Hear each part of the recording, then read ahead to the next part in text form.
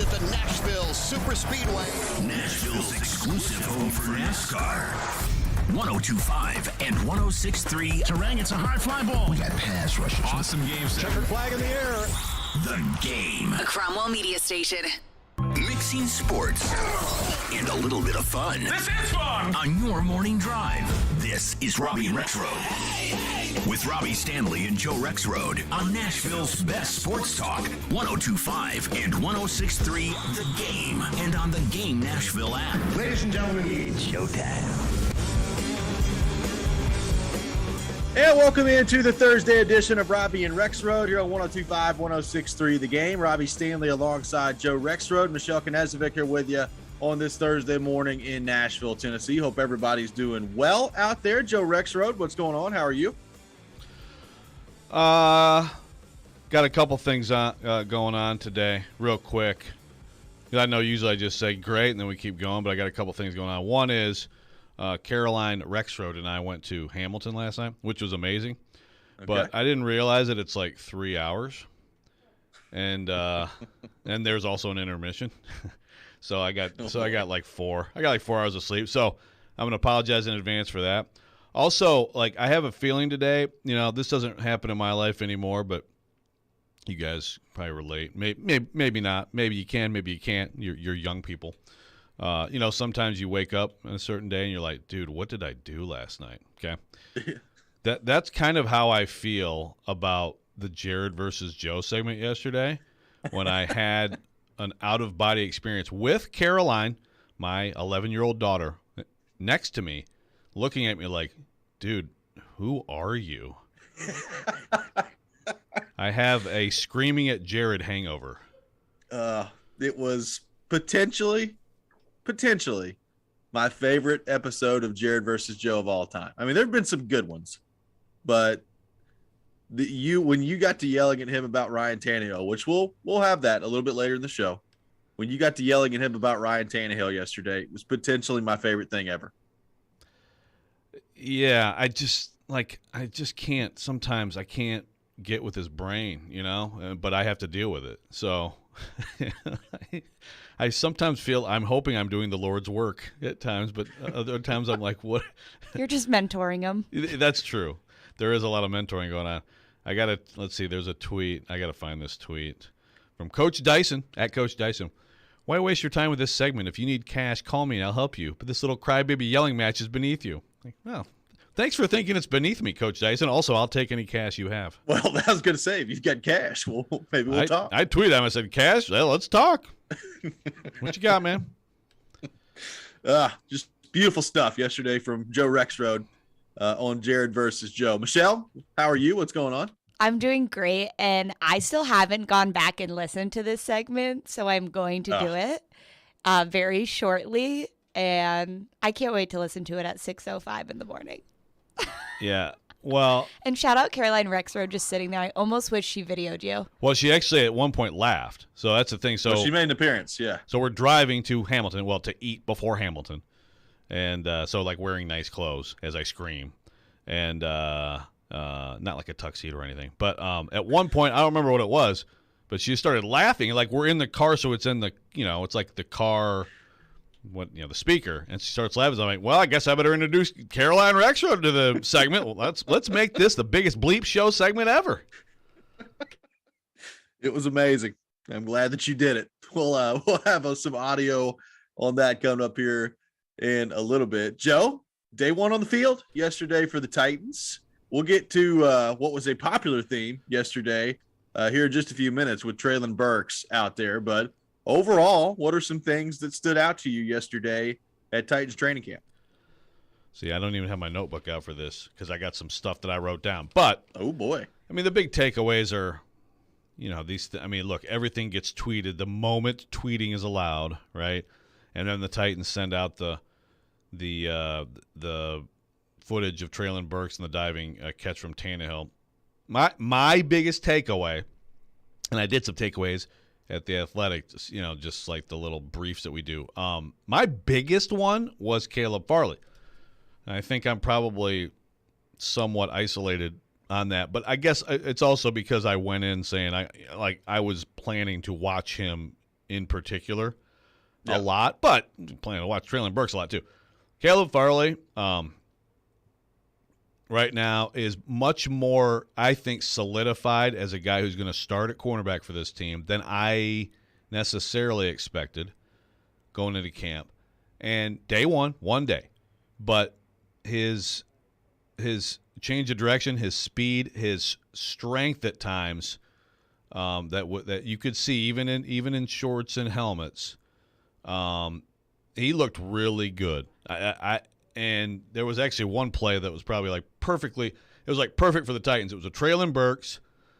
It was a comeback route that had to be perfect timing, perfect throw, because the coverage from Caleb Farley was as good as you can have. And Tannehill completed it to Burks on Farley, but it was basically as well as you could play that without just knowing the route and jumping it. But he was my number one takeaway. I thought he looked really good, and there's so much to find out there. Of course, you don't want to overreact. There's a lot of overreaction to Burks going on right now. You don't want to overreact to anyone right now. But I think this is a really encouraging sign for this defense. And if they have him and feel good about him starting on one side, and he's all through all of his stuff, as he did say yesterday, he is, then that's my number one. But Burks was obviously good. Dez Fitzpatrick, I did notice for sure.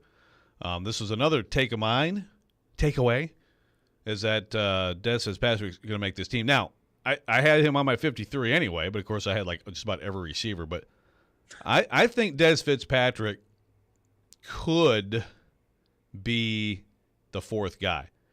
Now, that's keeping in mind that Kyle Phillips, I do think it has that slot role, waiting for him if he can go grab it. But Dez Fitzpatrick definitely has gotten better. I don't think there's any doubt about it.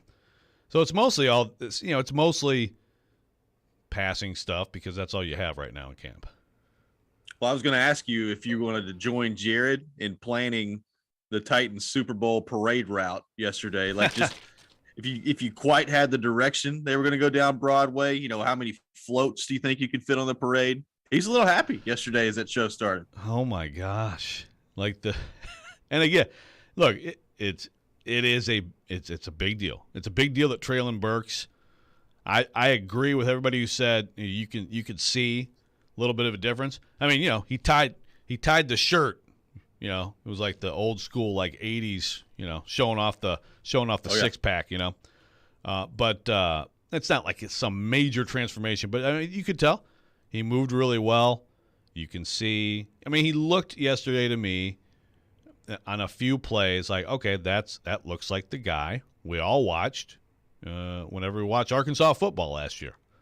Big, fast, shifty, good hands. So it was a good day for him. If he's all good now, and look, I think that I know we're going to have audio from him later. I think that he handled it well, too, everything about the spring and all that. So now we're going to see if he can stack days and also performances. But, yes, what year is he going into the Hall of Fame? Will Jared introduce him? These are burning questions at 6:08 a.m.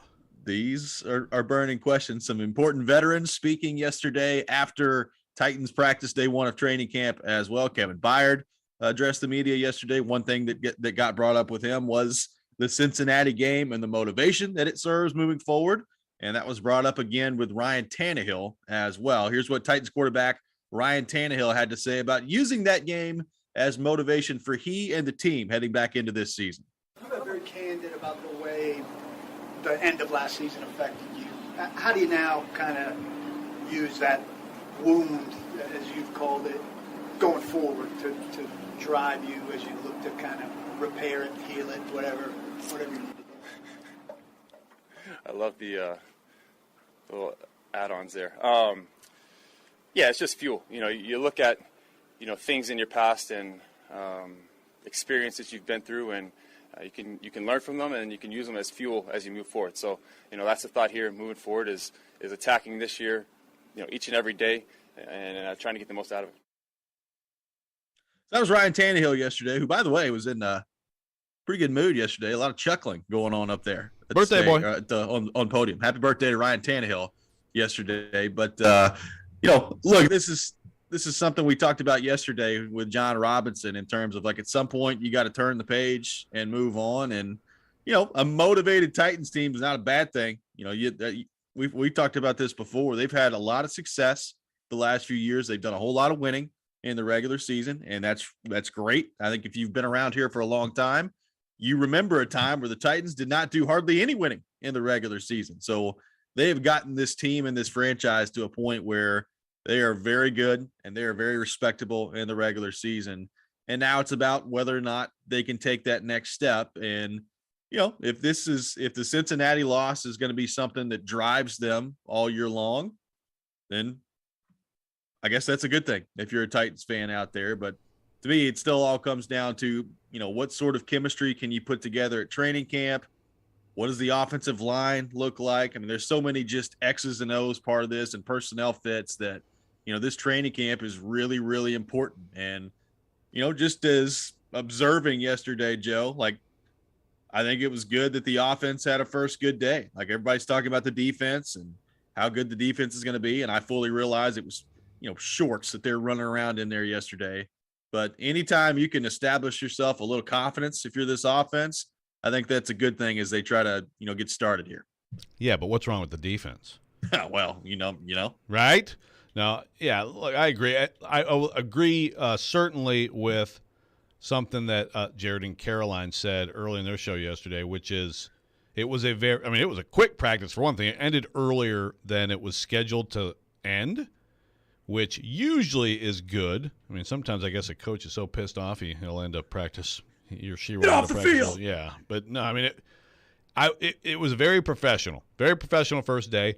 It's a team with really good veteran presence and leadership, and guys who, for example, Jeff Simmons, right now he's on the field, and he's not talking contract, but he's a guy now who has become a great player, and he's a leader too.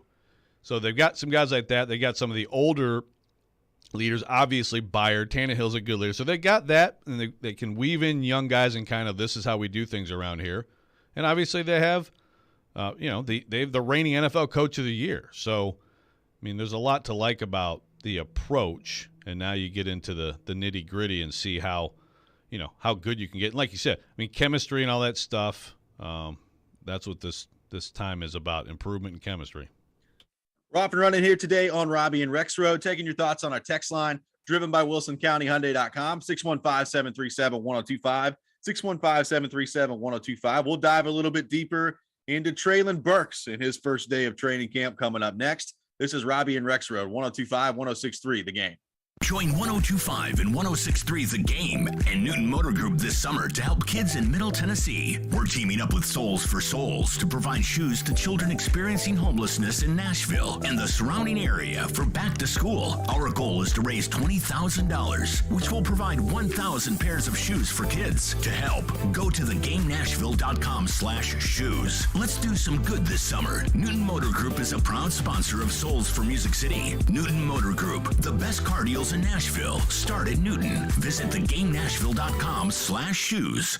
Ever tried to shop for a diamond online? They all look great on the computer screen, but the fact is, most reputable jewelers like Genesis Diamonds wouldn't touch them with a 10-foot pole. These are the diamonds that nobody wants to buy. We call them the B-quality diamonds. That's Genesis owner Boaz Ramon, who says that even diamonds with the same grade and specs on paper can be very different when you see them up close in person, especially the ones from online dealers. Those diamonds gonna look always cloudy or dirty. It's like you're wearing your glasses and there is fingerprints all over the glass. You just don't understand, or nobody told you that the material that this diamond was cut from was not the best material. Why risk it? At Genesis Diamonds, they screen thousands of diamonds and only choose the best of the best for maximum brilliance, sparkle, and luster. Genesis Diamonds, Green Hills and Cool Springs. I'm Boaz Ramon, and my accent is always on value.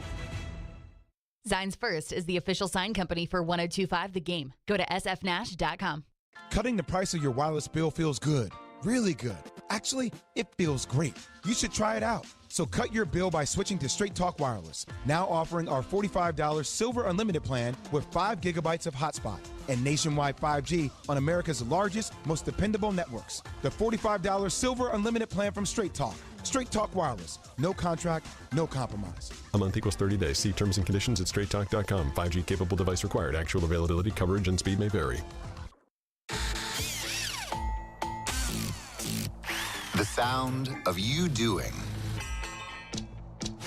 is music to our ears. Order on the Home Depot app and get convenient delivery, so you don't have to stop doing when you need something. The Home Depot app. How doers get more done. Not running your business on NetSuite is like trying to sink a putt with a cap pulled over your eyes. NetSuite by Oracle is the #1 cloud financial system, giving you visibility and control of your financials, inventory, budgeting, and more, all in one place. 93% of surveyed businesses increased their visibility and control after upgrading to NetSuite. Over 29,000 businesses already use NetSuite. Head to netsuite.com/KJM for a special one-of-a-kind financing offer. netsuite.com/KJM.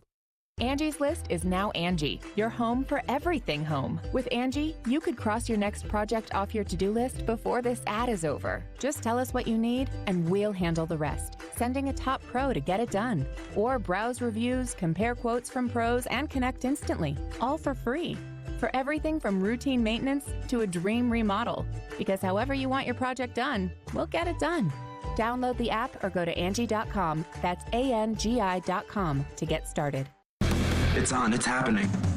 Remember, you can watch us on YouTube, Facebook, Twitch, and Twitter. Get out of the way. I'm watching the game. Presented by the law offices of Amanda Gentry. We may now begin our day. You're listening to Robby and Rexrode on 102.5 and 106.3 The Game and on the Game Nashville app.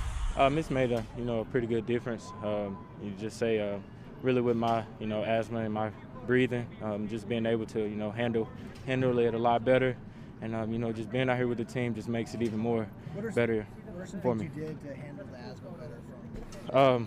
Conditioning, running, putting myself in situations where I know that my asthma would flare up, and just being able to push through it and just be dominant. Was that in the past, has the asthma gone away seasonally? Is that more of a summer thing and the football season is better? Honestly, I just condition and keep conditioning until I don't feel it no more, and just making sure that I'm taking my inhaler before practice, after practice, just staying on top of everything. Should you have done more of that stuff before you?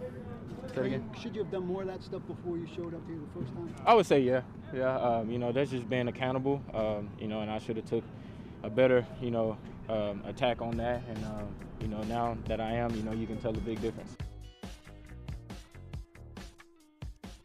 That was Treylon Burks yesterday, the story of day one of Titans training camp, the first-round pick for the Tennessee Titans. And, we'll get to the on-the-field stuff here in just a second, Joe, but what did you make of that, the way he handled the asthma questions, and specifically the question by Kuharski there of, should you have done more heading into the spring to maybe be ready for this? What did you make of the accountability that Treylon Burks took there to that question specifically? Yeah, I thought it was good. It was, it's good to see, I think, if you're the Titans, and it was a good move by him. It's interesting, too, the question before that, I think Austin Stanley asked the question about the, is it time of year? And he basically said, if I'm in better shape, it's less of an issue, right? So he basically made it clear. There is asthma here. There's an inhaler involved. It's a thing. But the more that he's focused on conditioning, then the better it'll be. So yeah, I think it was a good case of accountability, public accountability for the spring. Which, look, you said it yesterday, and I agree. You said it yesterday before the first practice, and if he can, I'm not saying he has to make huge plays every practice, but if he can be out there like he was yesterday, no problems at all, no issues in every drill, every rep, taking those extra throws with Tannehill when they have down periods, then like we're just not going to care about OTAs and minicamp. And the thing is, if he does that stuff and he has a slow start to the season or whatever, it's still like, is anybody going to go point back to that stuff? No. I mean, no one ever talks about that stuff until, again, they're in that time of year and it's all you've got for football. Exactly. And, Traylon Burks obviously was turning some heads yesterday on the field. We kind of joked about it earlier, but Jared seemed to be very impressed by Traylon Burks yesterday out there on day one of training camp. The Titans have obviously tweeted out a video of a great diving catch that Traylon Burks made yesterday. I think it was the second play of the day out there. Of course, the first one to Nick Westbrook-Akina. So you talk about a tone setter for camp and the way the season's going to go. Just a long bomb to Westbrook-Akina. Can't draw it up any better than that, Joe. Yep, caught it in stride. No diving necessary. Touchdown. That's right. But yeah, it was. They went deep, and of course, Jared told me yesterday his theory is that Vrabel and they all could made sure that the coverage was just so that they could hit a couple deep shots and give them confidence. Hey, I can't prove him wrong. I cannot prove him wrong. But no, I mean it was and you're talking about beating Fulton with Traylon Burks, on that second play. So now again, at some point we turn to Christian Fulton. What's going on, right? Yeah. It's always at the expense of someone when it happens in your own training camp. But overall, there were other plays too that Traylon Burks made. I thought he looked pretty decisive running routes. There seemed to be pretty good timing, between Burks and Tannehill, which is pretty impressive on day one, of training camp. Now they've had a few days there because rookies and QBs and like injured players have been there for a few days, so they've been throwing. But still, for in 7-on-7 and then 11-on-11, periods to have that timing, I thought was pretty good too.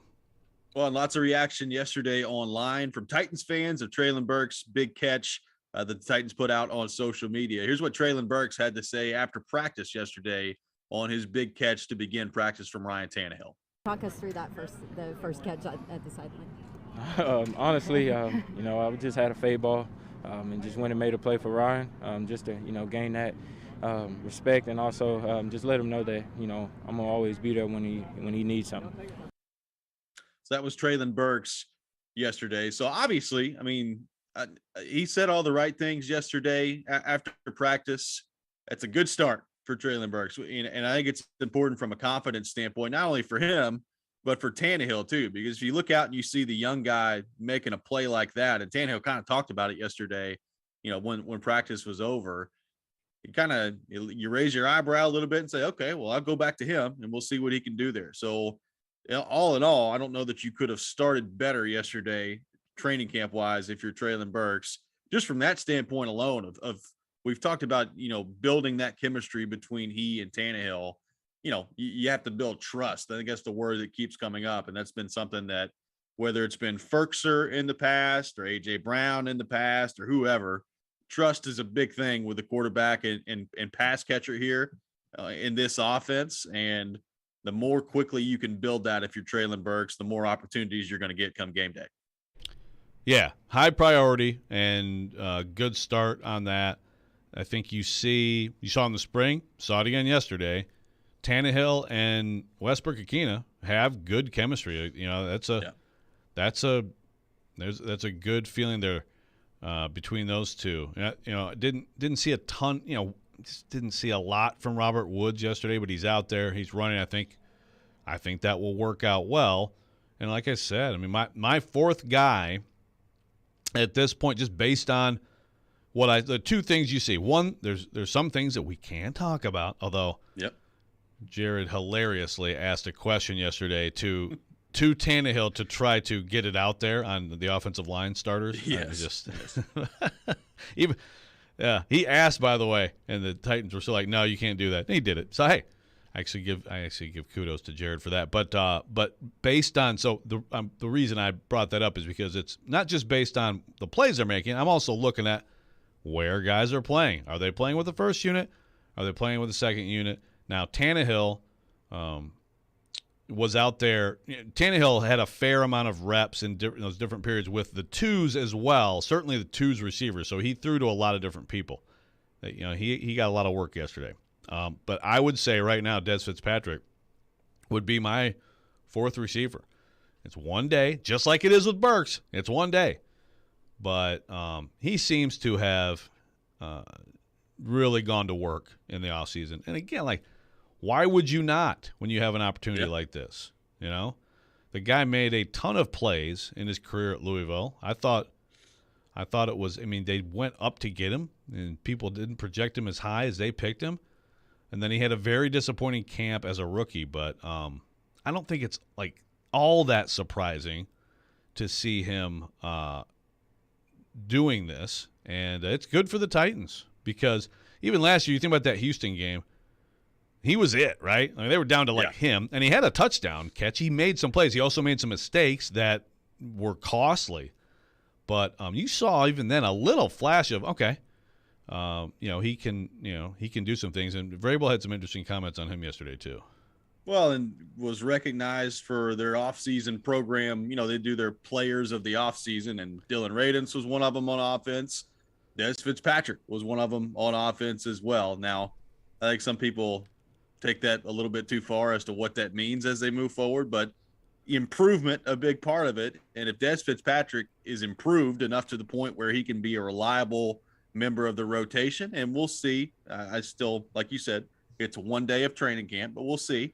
If that's the case, then all of a sudden, maybe you're starting to feel good about the depth at wide receiver at that point too. If Treylon Burks is going to be available, and if Des Fitzpatrick has taken a major step from last year to this year. Yeah. I'm glad you brought up the off-season award winners. First of all, they had more than they've ever had. They're expanding that. They're going to be half the team by 2025. But it's a really interesting group because it doesn't mean this is the case, but it feels a little bit like the guys we need to have confidence and really step up, if you're the Titans talking, are on this list, right? Not all of them, but Farley, Radins, to a little bit lesser extent, Fitzpatrick. But then, by the way, the other ones are Torrey Carter, DeMarcus Walker, Amani Hooker. So it's not like that across the board. But Farley and Radins in particular, it's you're immediately is that motivational? But then again, is Mike Vrabel going to give out awards like this if people didn't do some things to earn it? According to Jared, that would raise some eyebrows. He set the first play up for the Titans offense to have a ton of confidence. He's like, I need you to give them a look where they can score a touchdown. Vrabel's just playing chess out here, man. He is. He's the puppeteer. That's why you don't win coach. Not everybody wins coach of the year, Joe. Yeah, that's true. And coach analyst of the year would be Jared. No question about it. 615-737-1025, 615-737-1025. We'll continue the discussion on day one of Titans training camp coming up next. We got a lot of your thoughts to get to as well on our text line driven by WilsonCountyHyundai.com. This is Robby and Rexrode, 102.5, 106.3, The Game.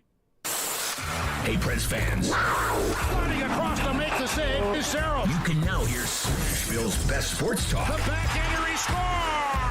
And every Predators game on 106.3 FM. Oh, that was a thing of beauty. From downtown Nashville to Rutherford and Williamson counties. Duchesne with the overtime winner. Catch all the action on 102.5 and 106.3 The Game. Hello, Nashville. Looking to save money on your wireless bill? You can when you choose Consumer Cellular. Sign up today and you'll get the exact same coverage as the leading carriers for half the cost. This gives you direct access to the widest, most established cellular networks available. Consumer Cellular offers flexible monthly plans with no contract and simple, affordable service that's perfect for your lifestyle and budget. Featuring a wide variety of top-of-the-line phones from Samsung, Motorola, and Apple, you'll find a phone that's perfect for you. Everything is backed by a 100% risk-free guarantee, plus 100% U.S.-based award-winning customer support. Switch your talk, text, and data plan before July 31st and get $100 on every new line of service. Right-size your plan and downsize your bill with Consumer Cellular. Visit consumercellular.com/Nashville100 and enter code Nashville100 to start saving today. Venture X from Capital One is the travel card for people always asking, Where next? You earn 10x miles on hotels and rental cars, and 5x miles on flights booked through Capital One Travel, and 2x miles on everything else you buy with Venture X. Plus, receive premium travel benefits like access to over 1,300 airport lounges. The Venture X card from Capital One. What's in your wallet? Terms apply. See CapitalOne.com for details. Cutting the price of your wireless bill feels good. Really good. Actually, it feels great. You should try it out. So cut your bill by switching to Straight Talk Wireless. Now offering our $45 Silver Unlimited plan with 5 gigabytes of hotspot and nationwide 5G on America's largest, most dependable networks. The $45 Silver Unlimited plan from Straight Talk. Straight Talk Wireless. No contract, no compromise. A month equals 30 days. See terms and conditions at straighttalk.com. 5G capable device required. Actual availability, coverage, and speed may vary.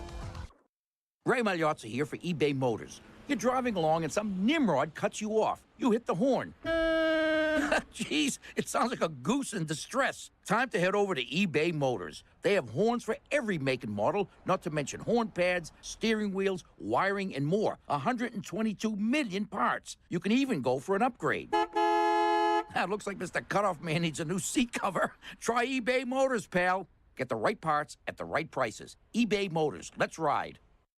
Millions of people use Zoom Phone, the innovative and feature-rich cloud phone system for businesses of any size. Zoom Phone is simple to use, whether you're on a mobile device, desktop, laptop, or desk phone. And because every call is important to your business, Zoom Phone was built with reliability in mind, using geographic redundancy to keep your communications online. Empower your workforce with Zoom Phone. Visit zoom.com/phone system. Zoom, how the world connects. Your home for Hit City is 94.9 The Fan. Your Nashville Sounds continue their series against the Charlotte Knights at First Horizon Park. Swing and a miss, strike 3. Sounds win. Pre-game at 6:50. On your home for Sounds baseball, 94.9 The Fan and The Fan app. Hey Nashville, this is Vanderbilt football head coach Clark Lee. You're listening to Nashville's best sports talk, ESPN 102.5 The Game and the Game Nashville app.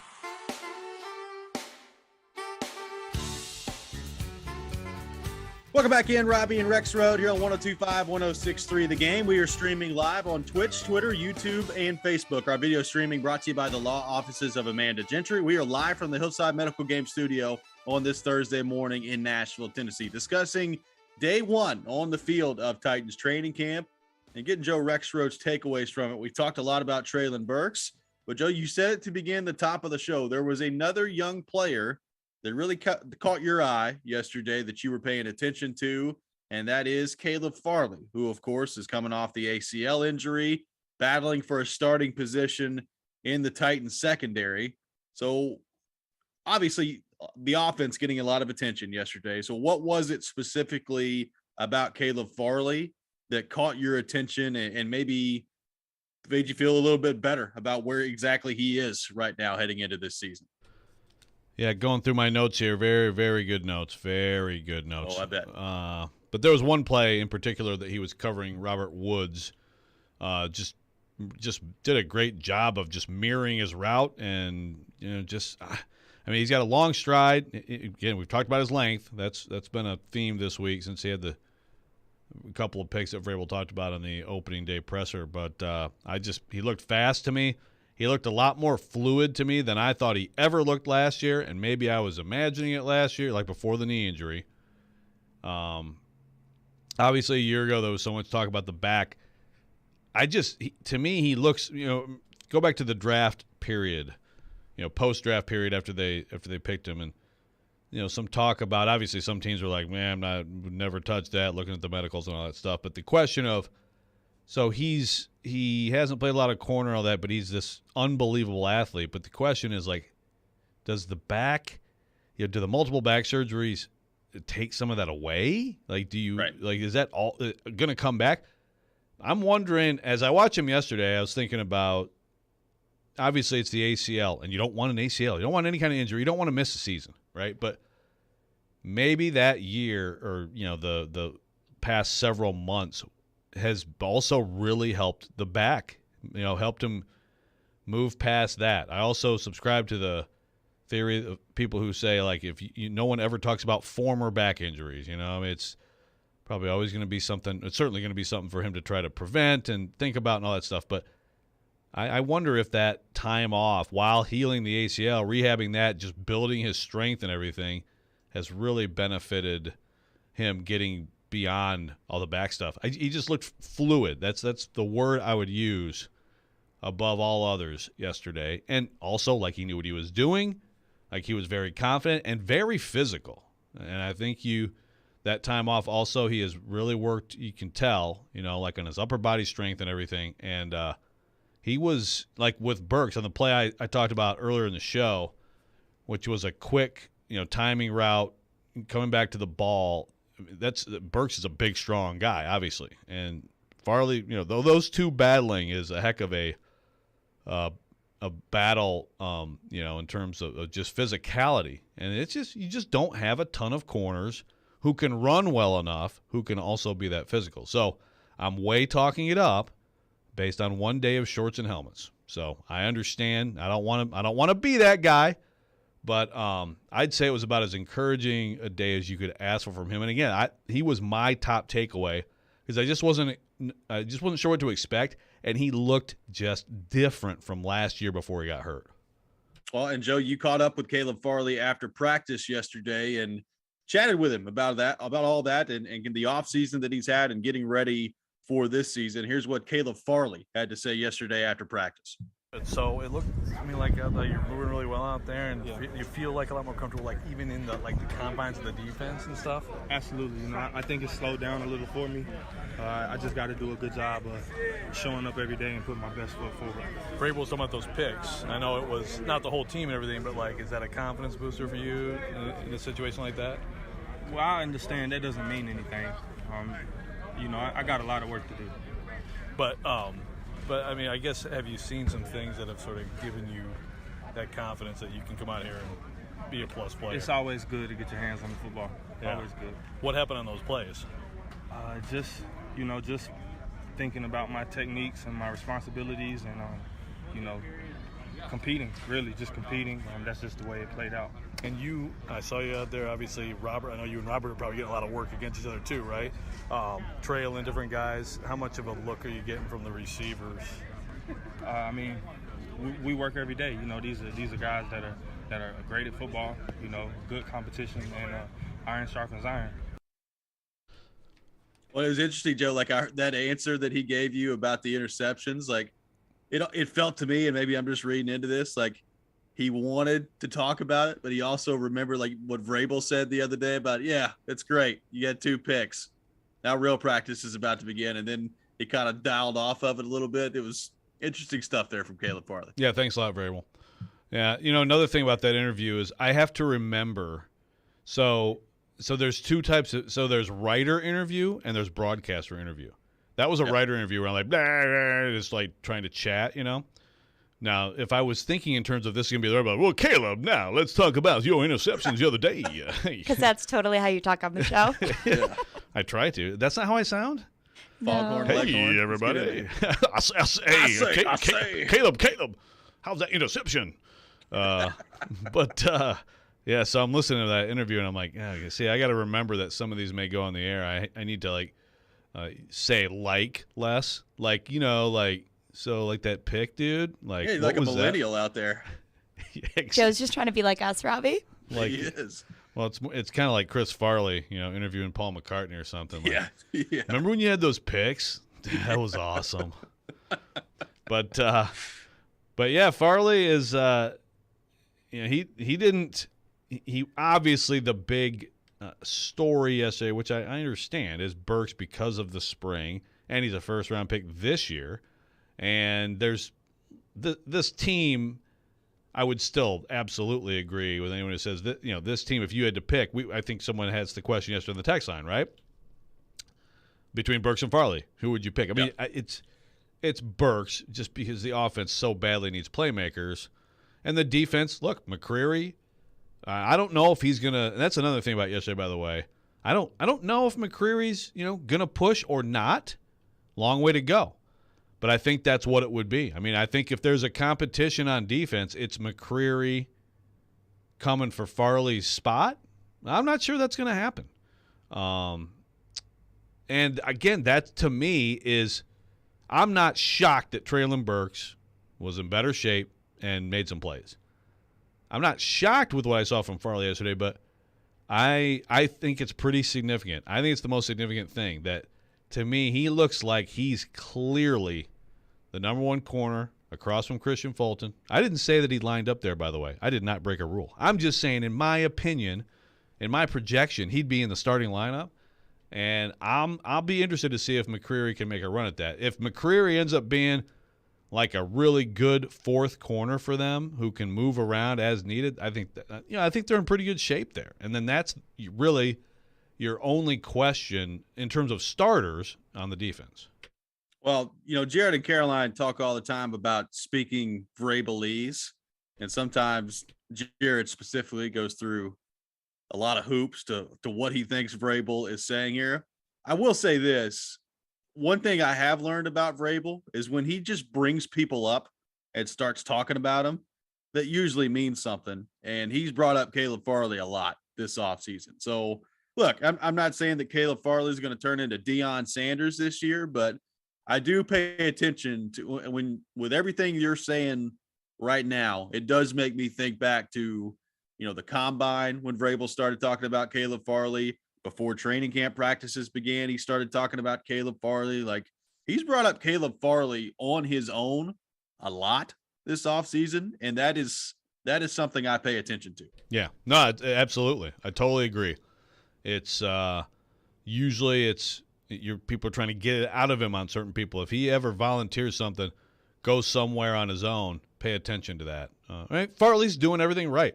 He's done everything right and then some. Done extra, which again, it's like with Fitzpatrick, Burks. I mean, this is the expectation.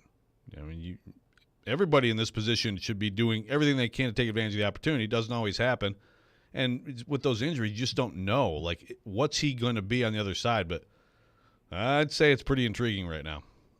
We'll have Kayla Anderson from News 2 coming up at 7 o'clock. We'll get her thoughts on the Titans and day one of training camp yesterday. Coming up next, it's time for the best and worst things in the world of sports. As always, we'll take your submissions on our text line, driven by WilsonCountyHyundai.com, 615-737-1025, 615-737-1025. This is Robby and Rexrode, 102.5, 106.3, The Game. It's training time for the Two-Tone Blue, and we have you covered. Talking Titans? Join us live from training camp for interviews and reports, giving you the latest on the Titans. There's a lot of guys that are making an impact on me, both good and bad. I like some of the depth. I think that's the key right now. Training camp coverage is fueled by Parman Energy. Visit ParmanEnergy.com, your one-stop petroleum solution, and 106.3 The Game and the Game Nashville app. From the Fox 17 News Code Red Weather Center. I'm Fox 17 News Code Red meteorologist Dan Guthrie. Scattered showers and thunderstorms possible again today and for the rest of the week. Flooding concerns will be on the rise. High temperature today up to 91 degrees. Brought to you by Hiller Plumbing, Heating, Cooling, and Electrical. Call the Happy Face truck today. Have you seen the selection of luxury pre-owned Rolex watches they now have at Genesis Diamonds? If not, prepare to be amazed. If people really know the watch world, they come in and they're in shock. They're like, I cannot believe you have this selection here. They're able to see them, touch them, feel them. Meet Genesis watch expert Charlie Rivers, who says over the past few years, Genesis buyers have scoured the world to build a collection of luxury pre-owned Rolexes, including all the hard-to-find models. Daytonas, Pandas, Sky Dwellers, a huge selection of Submariners, Hulks, Kermits, anything that you could ever possibly want. We have every luxury pre-owned Rolex that we have here. We ensure that it's in pristine condition. So come in today and find the timepiece of your dreams at Genesis. Or if you already own a Rolex and are looking to trade for a different model or even sell it, Genesis can help you get top dollar. If you have a Rolex, definitely bring it in. I would love to see it and do a complimentary evaluation on it and see what we can do for you. Genesis Diamonds, now with one of the largest selections of luxury pre-owned Rolexes in America. Green Hills and Cool Springs. Hey y'all, it's Caroline Fenton, and I want to tell you about my friends over at 312 Pizza Company. My favorite place in town. It's family owned and operated, bringing you a slice of Chicago to Nashville. 312 Pizza Company specializes in deep dish pizza, thin crust pizza, and all things Chicago style, always made from scratch using secret family recipes. Open every day except for Tuesday and is located in Germantown with dine-in, takeout, and curbside available. Call 615-730-7888 or head to 312pizzaco.com to order. 312 Pizza Company, Nashville's authentic Chicago pizzeria. Stop buying tickets without rewards and start getting more from the only ticketing company that rewards you for buying, Vivid Seats. Buy 10 tickets, the 11th is on us. That's like 10% back every time you buy.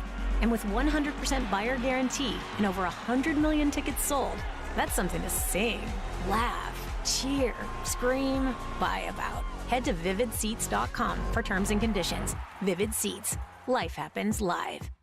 Other banks go out of their way to make redeeming credit card rewards needlessly complicated, like how they require minimums or force you to use your rewards before reaching some arbitrary expiration date. But Discover isn't like that. With Discover, you can redeem your rewards for cash in any amount, at any time, so you'll never have to jump through hoops. Unless you're like a trapezist, then by all means, go right ahead.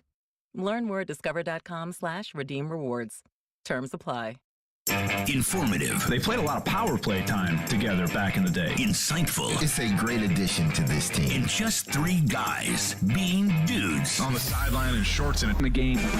Chase, Willie, and D-Mace. Weekdays from 10 to 2. No such thing as bad press. Presented by Spring Hill Heating and Cooling. On Nashville's best sports talk, 102.5 and 106.3 The Game. And the Game Nashville app.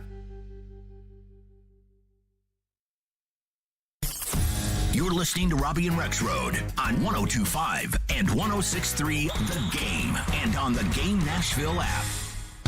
The best and worst of the sports week now on Robby and Rexrode on ESPN 102.5 The Game and the Game Nashville app. And it is that time of the week, time for the best and worst things in the world of sports. And we need you. We need your submissions on our text line, driven by WilsonCountyHyundai.com. What is your best thing? What is your worst thing in the world of sports for this week? 615-737-1025. Joe Rexrode, would you like to kick us off with your best and worst things in sports for this week? I would.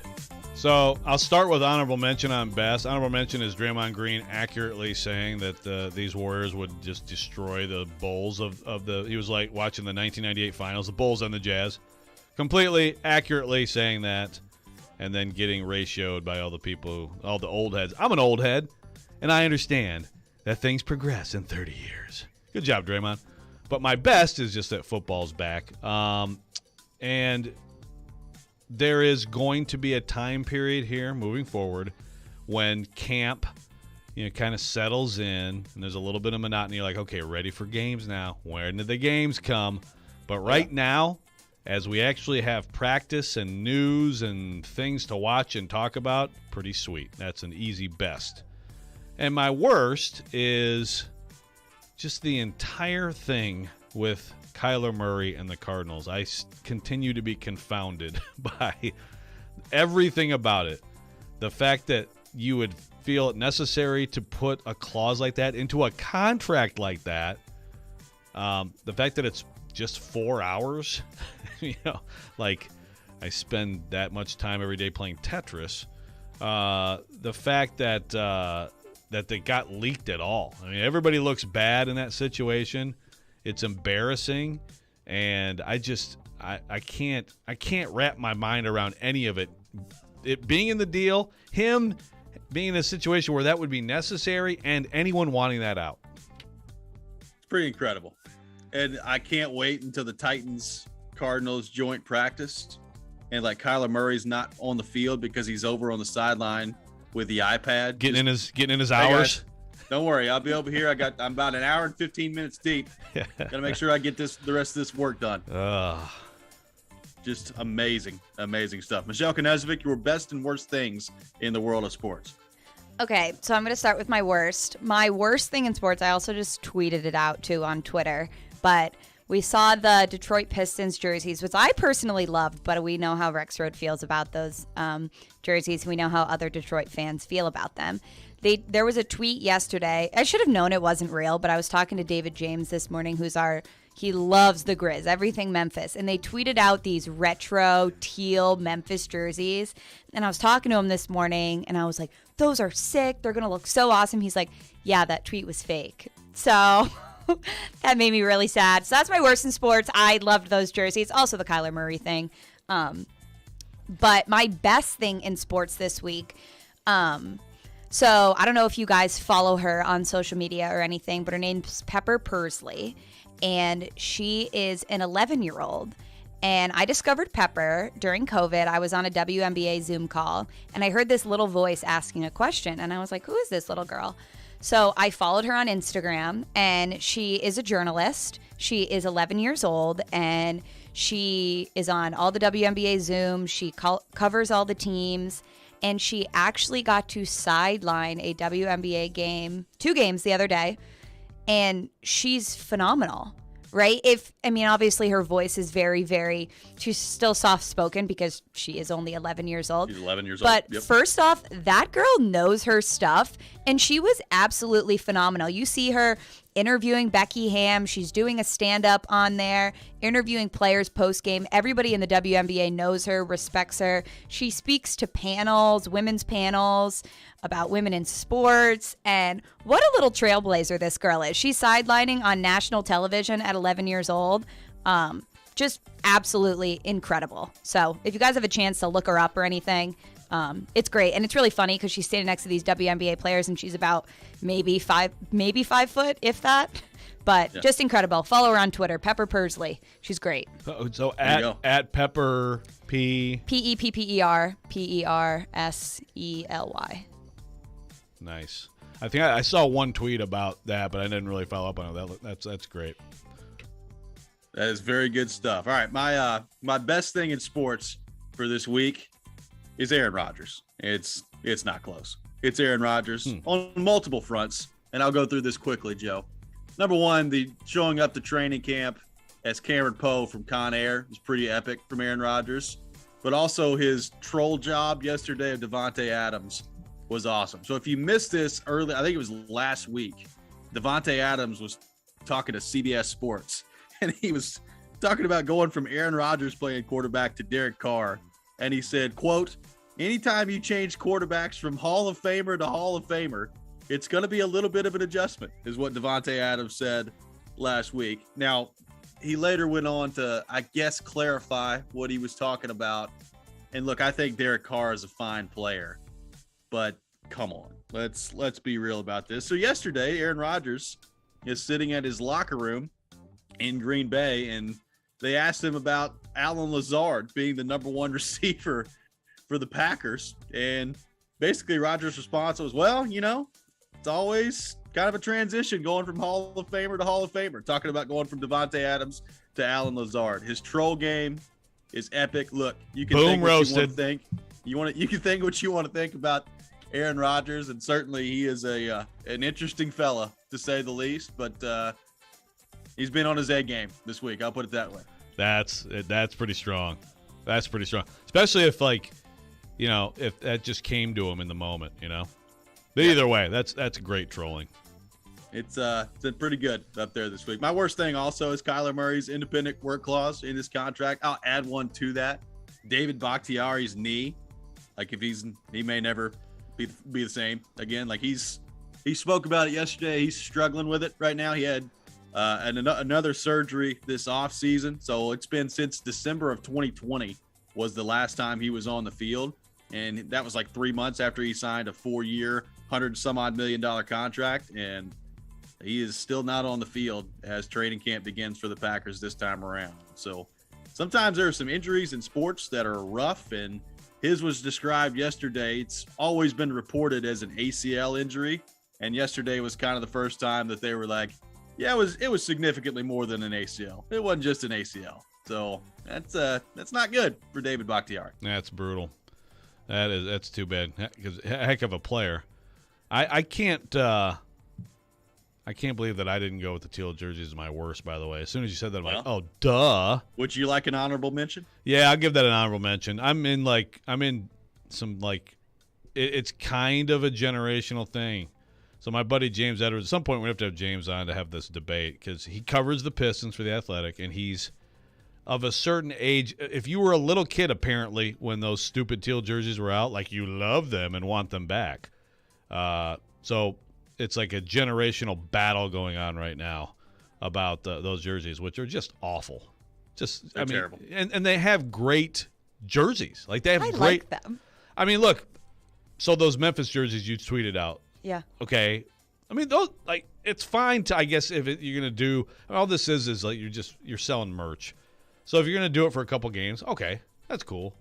But I'm just very much get off my lawn on all this. If you have a good uniform, like when I see Ohio State, which has a very classic, great uniform, and they come out in some stupid gray, black, slate, garbage, like what are you doing? Wear your awesome uniforms. Hey, those black uniforms Tennessee football wore last year were pretty sweet. I liked them. God, they were awful. Oh, atrocious. Josh says best. Yeah, there you go. You got it. Josh. I'm with you, baby. Best thing in sports, Marcus Mariota has been confirmed as the starter for the Falcons already. I hope it works out for those former Titans. Marcus, the starter. I mean, that would have been pretty bad if he wasn't, right? Not that they, obviously they have hopes for, for their rookie. But, yeah, good for him. Good for him. Good for Marcus. Josh's worst thing is ESPN can't come up with topics, so they dwell on anonymous NFL coaches and executives. This is Josh on the text line. There you go. I don't know what that's a reference to. I mean, I know. Is that Jeremy Fowler reference? Maybe. Lamar Jackson comment. Maybe. Well, that's the Athletic. We had Sando but I'll say this: if you have good reporters who put those. I mean, I think the Sando. I look forward to it every year. It's anonymous. I think sometimes when you grant anonymity and you have someone who is sourced in a league or with a team or whatever, it can be. You can get some revealing information that you just wouldn't get otherwise. So, but I think it does have to be used judiciously. Ooh, very nicely done. This has been the best and worst things in sports. You can catch it every Thursday morning at 6:45 here on the program. Coming up next, we'll be joined by Kayla Anderson from News 2. We'll get her thoughts on day one of Titans training camp on the field. That's next. This is Robby and Rexrode, 102.5, 106.3, The Game. Heads up. 106.3 FM is a new way to hear 102.5 The Game from downtown Nashville to Spring Hill on I-65 and on I-24 to Murfreesboro. Make sure you have that preset on your radio dial. We're making it even easier to listen to Nashville's best sports talk. Because we have a great show planned for you today. Tune in to 106.3. That's what makes this team better. And hear the difference. ElectronicExpress.com. We make it happen. Hello, Nashville. Looking to save money on your wireless bill? You can when you choose Consumer Cellular. Sign up today and you'll get the exact same coverage as the leading carriers for half the cost. This gives you direct access to the widest, most established cellular networks available. Consumer Cellular offers flexible monthly plans with no contract and simple, affordable service that's perfect for your lifestyle and budget.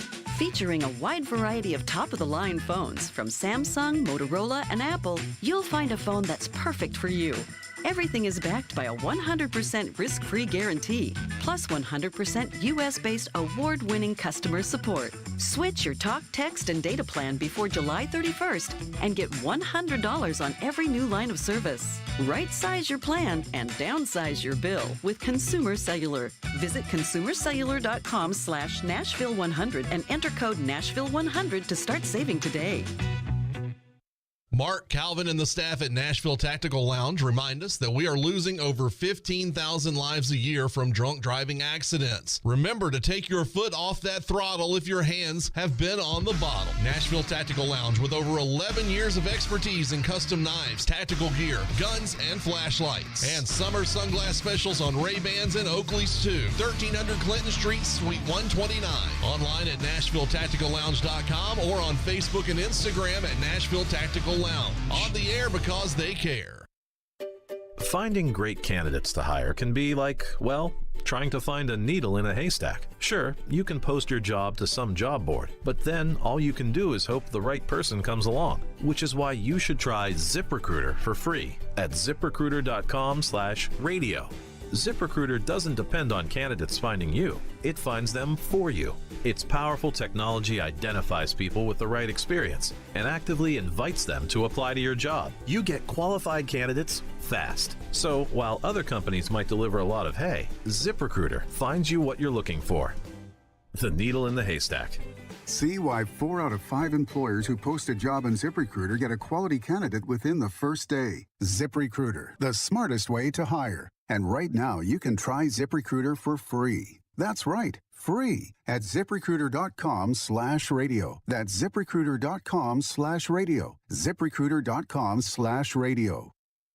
In today's world of high gas prices, filling up has never been so rewarding thanks to the free app from Upside. I earned back $37 in the first month alone. I love the Upside app. I have my whole family using it now. And so far, we've earned back over $300. Upside is a total no-brainer. A free app that pays you back serious money on every tank of gas or diesel, as much as 25 cents a gallon. Upside users have already earned over $200 million. You can't control the rising prices of gas, but thanks to Upside's free app, you can start putting money back in your wallet with every gallon. Anytime you're ready to cash out, it's quick and easy to transfer your earnings to your bank account, PayPal, or a gift card. Download the free Upside app and get cash back on every gallon of gas. Use promo code ESPN6 for an extra 25 cents per gallon on your first fill-up. That's code ESPN6. Use code ESPN6 for an extra 25 cents per gallon back in your first fill-up. Cashback's not available in gas in New Jersey and Wisconsin. From the Hillside Medical Game Studios, WPRT-FM Pegram, WPUC HD2 Laverne, Nashville's exclusive home for the Nashville Predators. 102.5 and 106.3. Terang, it's a high fly ball. We got pass rushers. Awesome game set. Checkered flag in the air. The Game. A Cromwell media station. Mixing sports and a little bit of fun. This is fun! On your morning drive.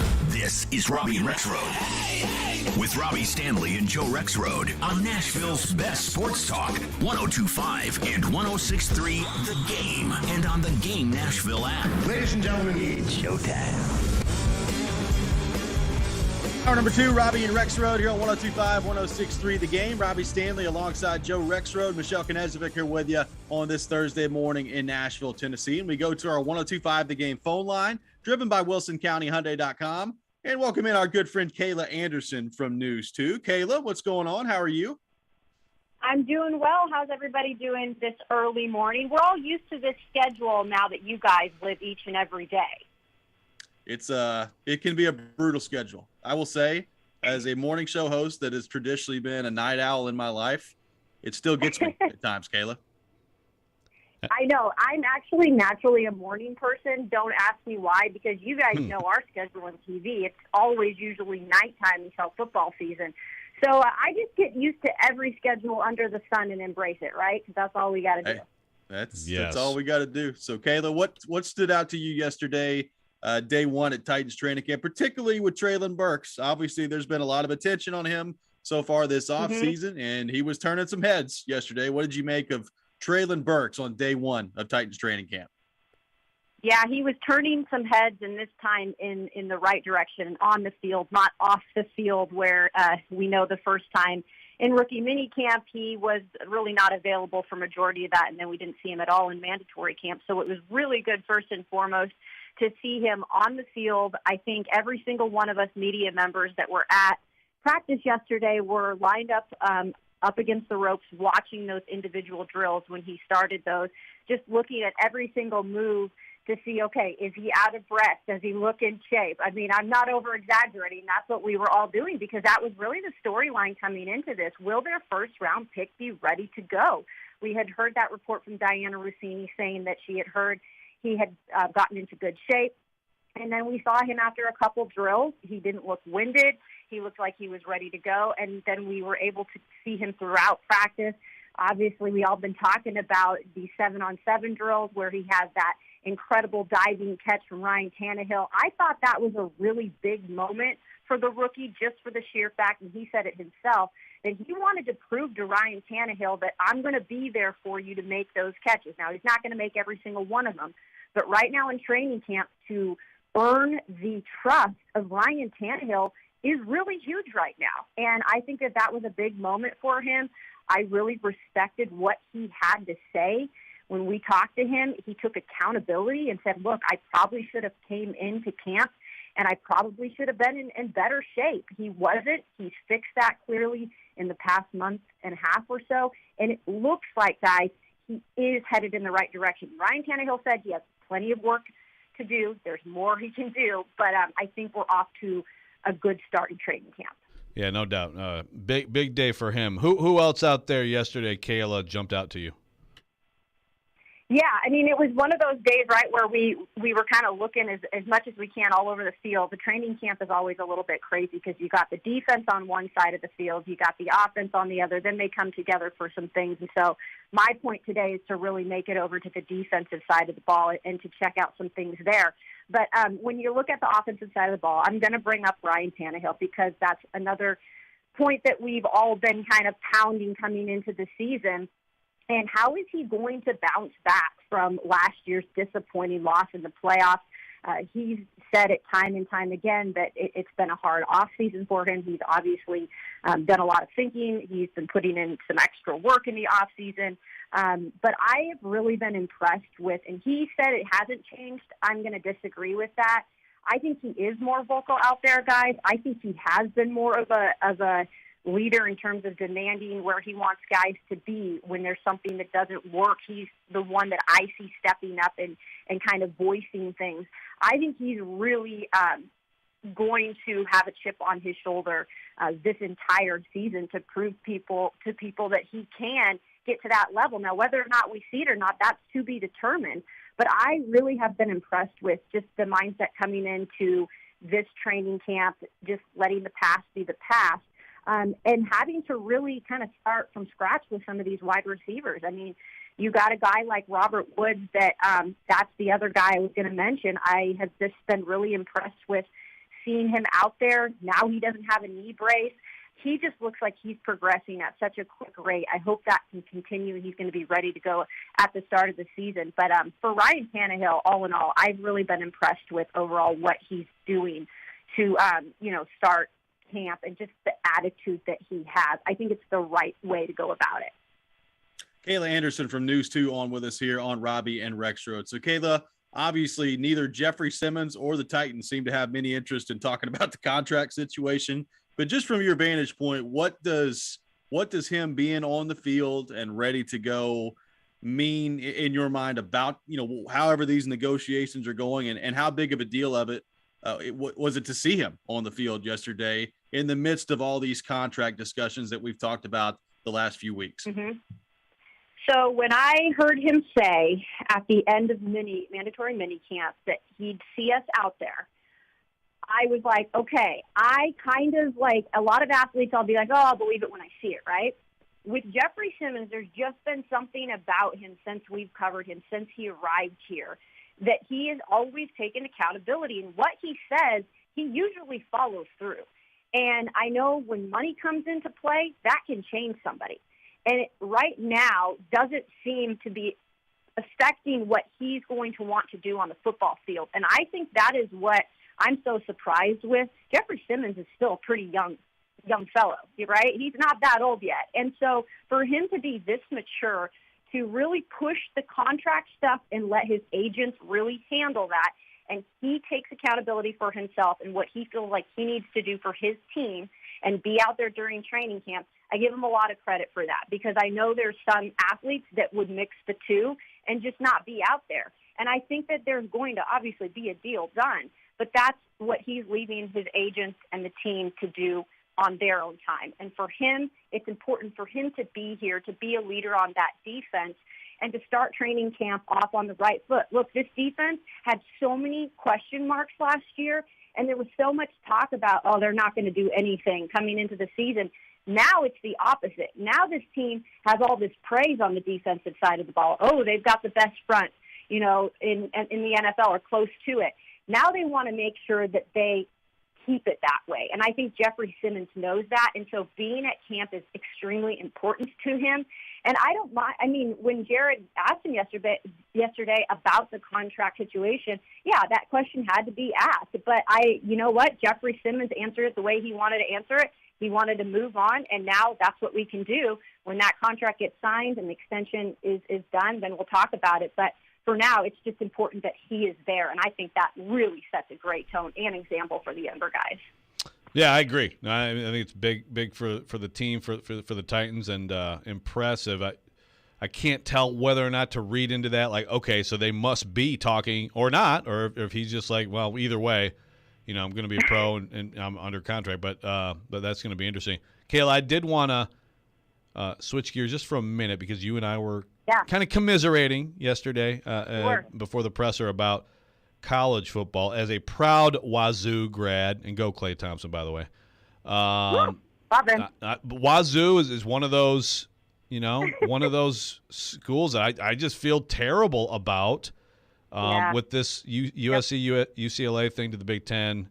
Your thoughts on the future of college football?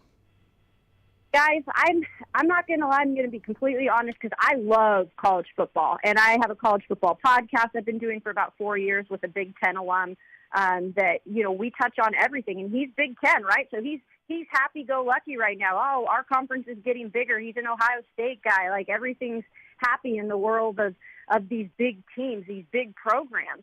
But then for a person like me who is a Washington State alum, a very proud Washington State alum, and we're just seeing all the change around the Pac-12 and all these different conferences, and it's almost like we're going to be put in a bad position. And no matter if you like it or not, it's a state school. Oregon State, Washington State, these are two schools that have great tradition with, their rivalries. Washington State has had some really successful football programs, guys. They really have. If you look back at the days, because I'm old, when Mike Price was there, we remember the Ryan Leaf days. I mean, this program has been really good at times, but it's a state school. It's forgotten about when you look at a school like Washington. And now that all this change is happening, I think the latest that I saw was that they're now talking to Washington, Oregon, Utah, Cal, to take them and potentially put them in the Big Ten. If that happens, guys, schools like mine, Washington State, where we have so much pride and tradition and a great alumni base, we're going to get screwed. I mean, it is what it is. And I don't want to see that. And that's not just my school. That's other schools that's going to happen to. I just don't like the uneasiness right now of college football. It's all about the dollar, and I understand that. But it just really is sad for just college football fans in general and the tradition. It is a really interesting time. There's no question about that. Kayla Anderson from News 2, our guest here on Robby and Rexrode. Kayla, great stuff. As always, really appreciate you taking time to join us this morning. Hey, guys, appreciate it. And, Michelle, love you guys, and I'll see you at training camp. Sounds like a plan. Kayla Anderson does a great job covering the Titans, all things Middle Tennessee sports for News 2. We'll take your thoughts, 615-737-1025. Go ahead, Joe. What's that? Oh, I thought I heard you say something. My bad. Sorry, I'm just mumbling. Just hearing things. My usual mumbling. 615-737-1025. This is Robby and Rexrode, 102.5, 106.3, The Game. If you're on the road between downtown Nashville, they're still in good shape to make the playoffs, and I-840. Players make it clear they don't want to be somewhere anymore. There's a new way to hear all your favorite shows and sports programming on 102.5 The Game. And he has added players that do fit. What I was worried about is that they were still just going to keep the goal. It's 106.3 FM. Think about all the good Titans teams. This is very much so a run-first offense. Now you have two choices to hear Nashville's best sports talk. Check out 106.3 now and add it as a favorite. Power Penny Days are back, just in time for spring at JCPenney. And a new season brings spectacular savings. Stock up on essentials for your wardrobe and your home through Sunday. Hi guys, it's Andrew with Hillside Medical Clinic. Is erectile dysfunction damaging your relationship? Are you sick of the pill and all the side effects? Well, welcome to the future. We have a major medical breakthrough. Hillside Medical Clinic uses the most advanced form of wave therapy. Backed by 60 clinical studies, our technology uses pressure waves to repair and open up blood vessels. We've helped countless men get rid of their ED. But what is the true end result? their relationship, even their lives improve drastically. If you're ready to regain your love life, call us right now, and not only will the assessment and ultrasound be free, we'll also give you a gift that produces immediate results in the bedroom. It almost never fails. This is worth $550, and it's free to callers right now. 615-576-5000. That's 615-576-5000. Put a stop to your erectile dysfunction and experience what I call the happiness ripple effect. Call Hillside Medical Clinic now, 615-576-5000.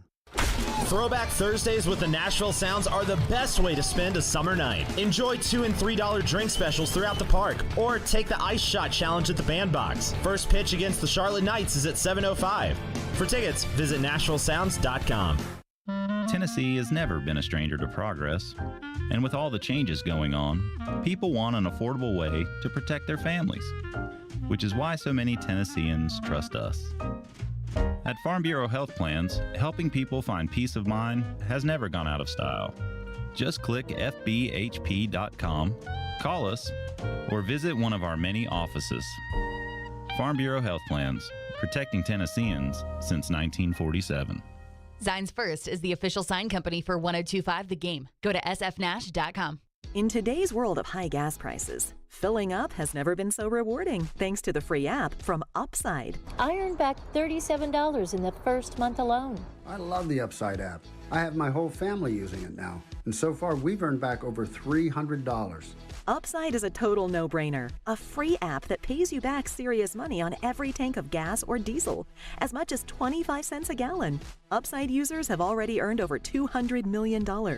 You can't control the rising prices of gas, but thanks to Upside's free app, you can start putting money back in your wallet with every gallon. Anytime you're ready to cash out, it's quick and easy to transfer your earnings to your bank account, PayPal, or a gift card. Download the free Upside app and get cash back on every gallon of gas. Use promo code ESPN6 for an extra 25 cents per gallon on your first fill-up. That's code ESPN6. Use code ESPN6 for an extra 25 cents per gallon back in your first fill-up. Cashback's not available in gas in New Jersey and Wisconsin. We want to hear from you. Thanks for taking the call. Join the conversation. Call or text at 615-737-1025. Driven by WilsonCountyHyundai.com. We may now begin our day. You're listening to Robby and Rexrode on 102.5 and 106.3 The Game and on the Game Nashville app.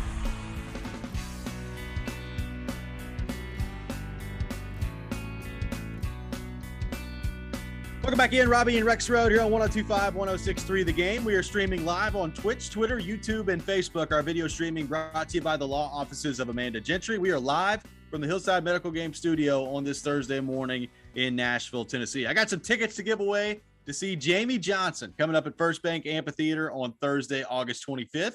Be caller number 3, 615-737-1025, 615-737-1025. Caller number 3 will win a pair of tickets to see Jamie Johnson at First Bank Amphitheater coming up on Thursday, August 25th. Thanks to Kayla Anderson for joining us in the last segment. Joe, it is interesting. There is a report out there that apparently the Big Ten is evaluating Cal, Oregon, Stanford, and Washington from the Pac-12 as the potential, I guess, next wave of expansion to the Big Ten. I think we knew something like this was coming at some point in terms of continued expansion from both the Big Ten and the SEC as well, despite what people may say. What do you make of that report of Cal, Oregon, Stanford, and Washington apparently being evaluated as potential new expansion candidates? Yeah, well, I mean, I think those are the obvious.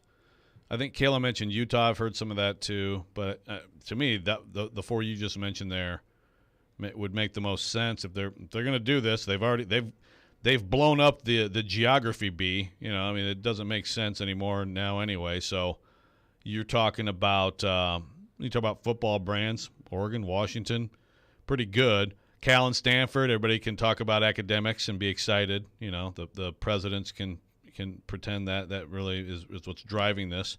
But Cal, Stanford, and Northwestern in the same conference. Oh, can you my imagine? Goodness. It's just the debate, championships are going to be incredible. But I have no idea if that's going to come soon or not. I suspect it will be a bit. But there are reports that those schools are, not super interested in engaging in, the talks for, the new media rights stuff for the, for the Pac-12 because, of course, they're hoping to get picked up by the big boys.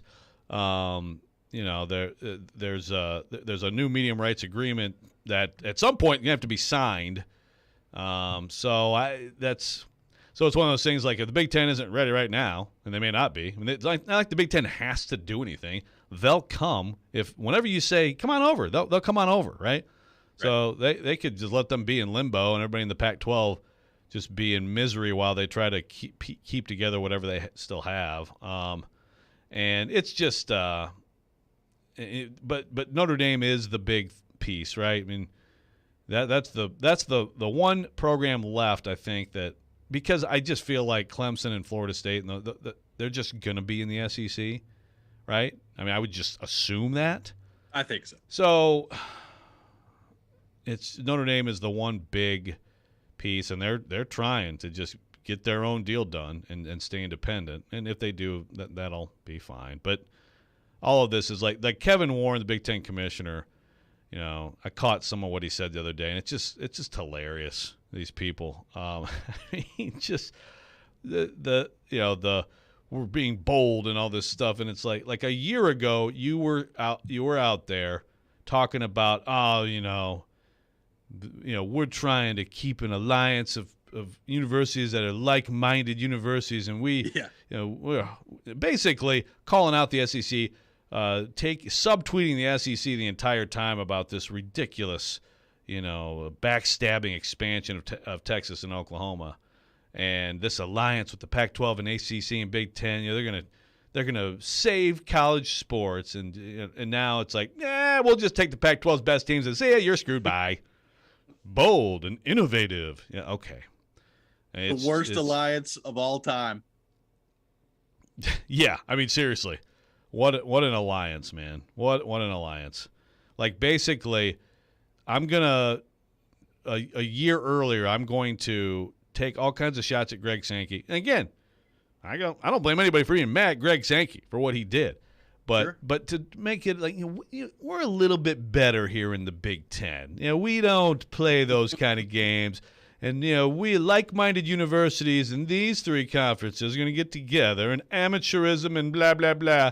And then a year later, it's like, well, we just have to be bold and blah blah blah. Basically, it's blah blah blah of a different blah. Yeah, and well it all adds. Hey, yeah, thank you. Another brilliant segment. But it all adds up to basically, the TV people made us an offer we couldn't refuse, and they're telling me what to do.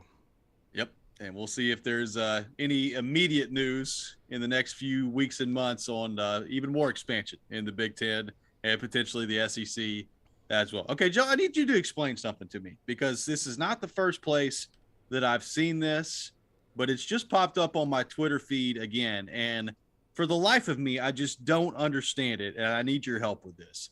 So OddsShark has released the odds for the first NFL coach to be fired, okay? So there are some names at the top of that list that make sense. Matt Rule is number one on the list at plus 350. Mike McCarthy, even though Jerry Jones was very complimentary of Mike McCarthy the other day with the Cowboys, he's at number 2 on the list at plus 450. Like, there are some coaches that make sense. And then you get all the way down to tied for 7th in the entire National Football League.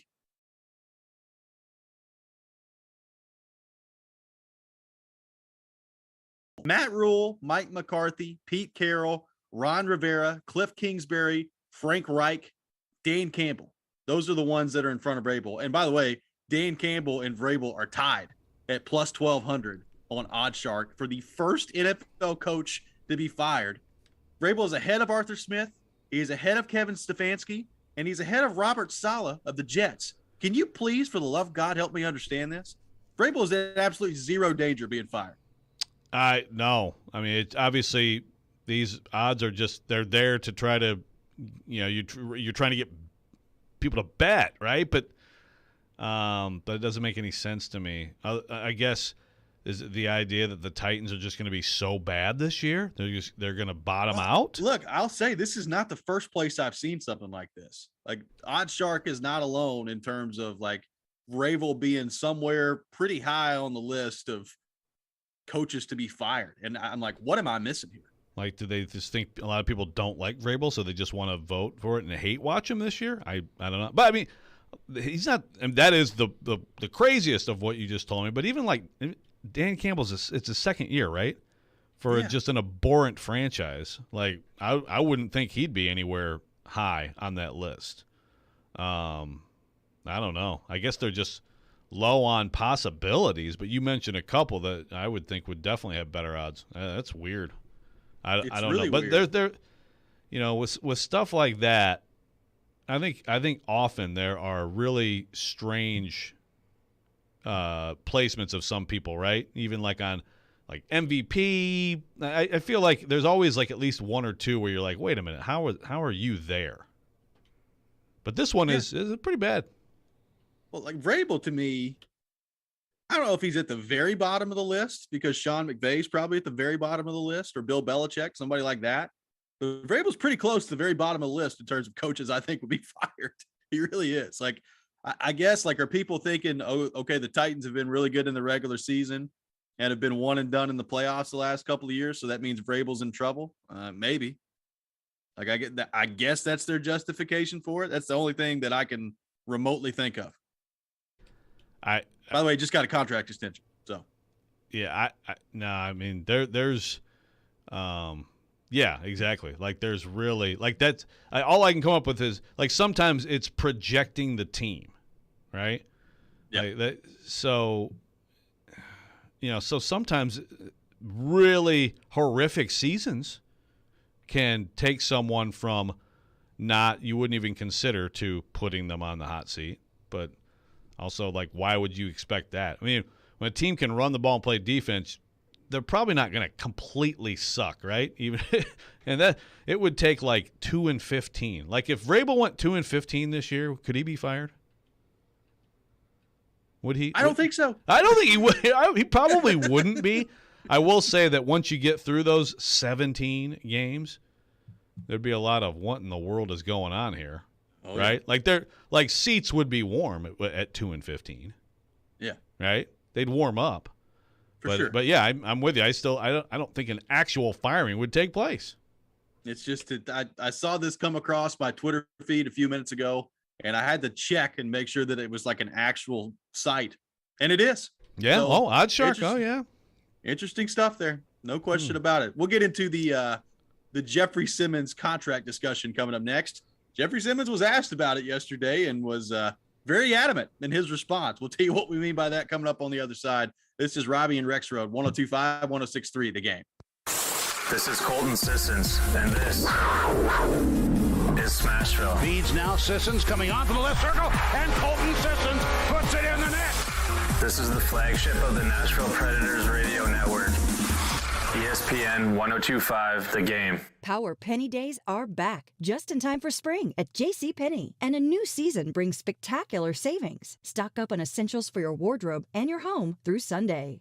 Family Leisure is having a come out and play sale. That's right. Family Leisure is inviting you to come out and play with the new swimming pool, spa, or patio furniture set. Hundreds of pools in stock and on sale. DIY pools start at only $16.99. 24-foot pools are only $29.99 installed. Installation in less than 10 days on average. More than 100 spas in stock and incoming. Artesian, Strong, and LPI spas starting at only $29.99. What about the patio furniture? Family Leisure has hundreds of sets in stock and on sale. Hanamint, Woodard, Tropitone, and Loft, all ready for immediate delivery. Family Leisure also has the Sabre Infrared Grill in stock and on sale at only $11.99, and the Bull Grill Islands at only $39.99. And Family Leisure has the Diamond Point Play Gym at only $25.99 installed and ready for immediate delivery. Pool tables, massage chairs, and theater seating all on sale and ready for immediate delivery. Come out and play at both huge locations, Franklin and Antioch. Family and fun come together. Hey, Nashville, what's the best part of hockey? That's rhetorical. We all know the answer. It's the 3-on-3 overtime, the speed, the skill, the tic-tac-toe passing. It is electric. Well, now there is a new, totally 3-on-3 ice hockey league called 3 Ice, coming to the Music City on August 6th. They're playing at Bridgestone Arena, and tickets are available now at 3ice.com. 6 teams touring across 9 cities, playing a bracket-style tournament at each stop. It's overtime all the time. Hair on fire hockey. Log on to 3ice.com for tickets now. Hiller's Home of the Free is back with more free giveaways than ever. This month, get a free programmable thermostat with select new HVAC systems. Get a free home surge protector with a whole home generator. Or enjoy a free water sensor leak detector with any tankless water heater. Better yet, we'll include interest-free financing and a free Happy Hiller Club membership with these purchases. Celebrate the Home of the Free with us at happyhiller.com. Call the Happy Face Truck today. Parman Energy is your one-stop petroleum solution across all of Tennessee, offering turnkey petroleum solutions for professionals in major industries, serving trucking fleets, construction companies, industrial plants, and more. Whether a large corporation or owner-operator, Parman Energy has your diesel fuel, lubricant, DEF, and equipment needs. No matter how you're getting there, start with Parman. Visit ParmanEnergy.com for more info. Your Tennessee petroleum solution, providing totally outrageous customer service. Finding great candidates to hire can be like, well, trying to find a needle in a haystack. Sure, you can post your job to some job board, but then all you can do is hope the right person comes along, which is why you should try ZipRecruiter for free at ZipRecruiter.com/radio. ZipRecruiter doesn't depend on candidates finding you. It finds them for you. Its powerful technology identifies people with the right experience and actively invites them to apply to your job. You get qualified candidates fast. So while other companies might deliver a lot of hay, ZipRecruiter finds you what you're looking for. The needle in the haystack. See why 4 out of 5 employers who post a job on ZipRecruiter get a quality candidate within the first day. ZipRecruiter, the smartest way to hire. And right now, you can try ZipRecruiter for free. That's right, free at ZipRecruiter.com/radio. That's ZipRecruiter.com/radio. ZipRecruiter.com/radio. Robby and Rexrode here on ESPN. Welcome into Chase, Willie, and D-Mace. Somebody company is delivered. There's a new way to hear 102.5 The Game. Nashville's best sports talk on 106.3 FM. From downtown Nashville to Spring Hill on I-65 and to Murfreesboro on I-24. You now have 2 choices to hear our great sports programming. Get the extra point, no problem. And the Nashville Predators. Scores! Check out 106.3 now and save it as a preset. Hey, this is Pekka Rinne. You're listening to Nashville's best sports talk, ESPN 102.5 The Game. Push aside. I'm not talking about. I'm just focused on football. You know, I'm out here at camp. This is what I'm focused on. How can I be the best Jefferson each and every day in camp? And that was always the plan, no matter what happens with people talking about your stuff. I'm here. Yeah. That's the message. I'm here. I'm not worried about contract. Just focused on football. That was Jeffrey Simmons yesterday after Titans practice talking about his contract. Joe, it seems like Jeffrey Simmons didn't have a whole lot of interest in talking about his contract yesterday after practice. He was on the field, however, for the Titans. So in the last couple of days, you've had J-Rob take his usual policy of not really addressing contracts and the players' situations that are ongoing. And Jeffrey Simmons on the field for practice yesterday and basically saying repeatedly that he is not here to talk about his contract. He's here to play football. So what did you make of all that and what it means as it relates to this discussion? Because it's interesting. We don't really know anything. Jeffrey Simmons is on the field. He didn't want to address it at all yesterday with his contract situation. So ultimately, what's your read on all this, given all the information that we do know? Well, I agree with what Kayla Anderson said earlier, that first of all, I think it's a big deal for the Titans that he's out there day one. I think he looks as slim as he's ever looked as an NFL player. He said he's down to 309. Maybe he can get down a little bit more, but 309 and a fit-looking 309. I mean, even on the, this is not the time of camp where really the stuff up front has much impact. But even, in some of those team periods, he's up there. He's in. By the way, I can say this: he's with the ones. Jeffrey Simmons is with the ones. Oh, good. I'm going to say that.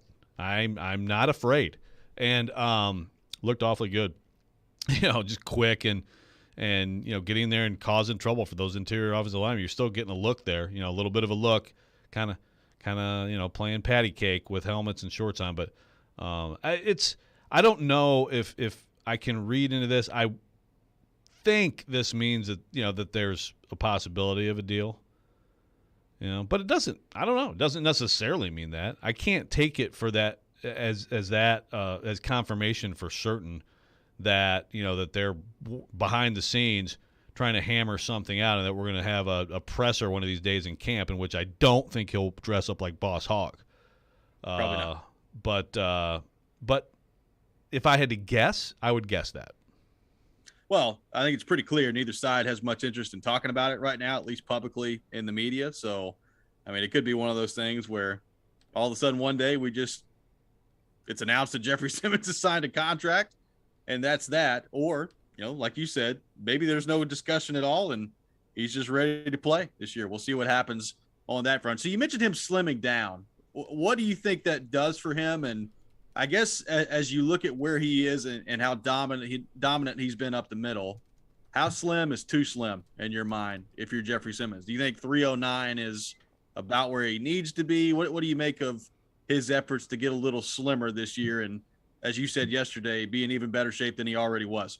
Yeah, I don't think he's lost strength or anything. He looks pretty good. Looks like a pretty big, strong guy, but just I think the quickness for him is a priority. And look, last year he obviously took a huge step as a finisher. As a guy who actually gets there and makes, not just a guy who's pushing the pocket and helping someone else make a play, which he does plenty of that too still, but a guy who can sidestep, squeeze between two blockers, get to the quarterback, get back there. You've got probably his most impressive play was, I forget the hapless Rams offensive guard who he just drove him back 10 yards into Matthew Stafford. But he had some really impressive pass rush moments using agility. And look, that's Aaron Donald. There were some Aaron Donald questions yesterday,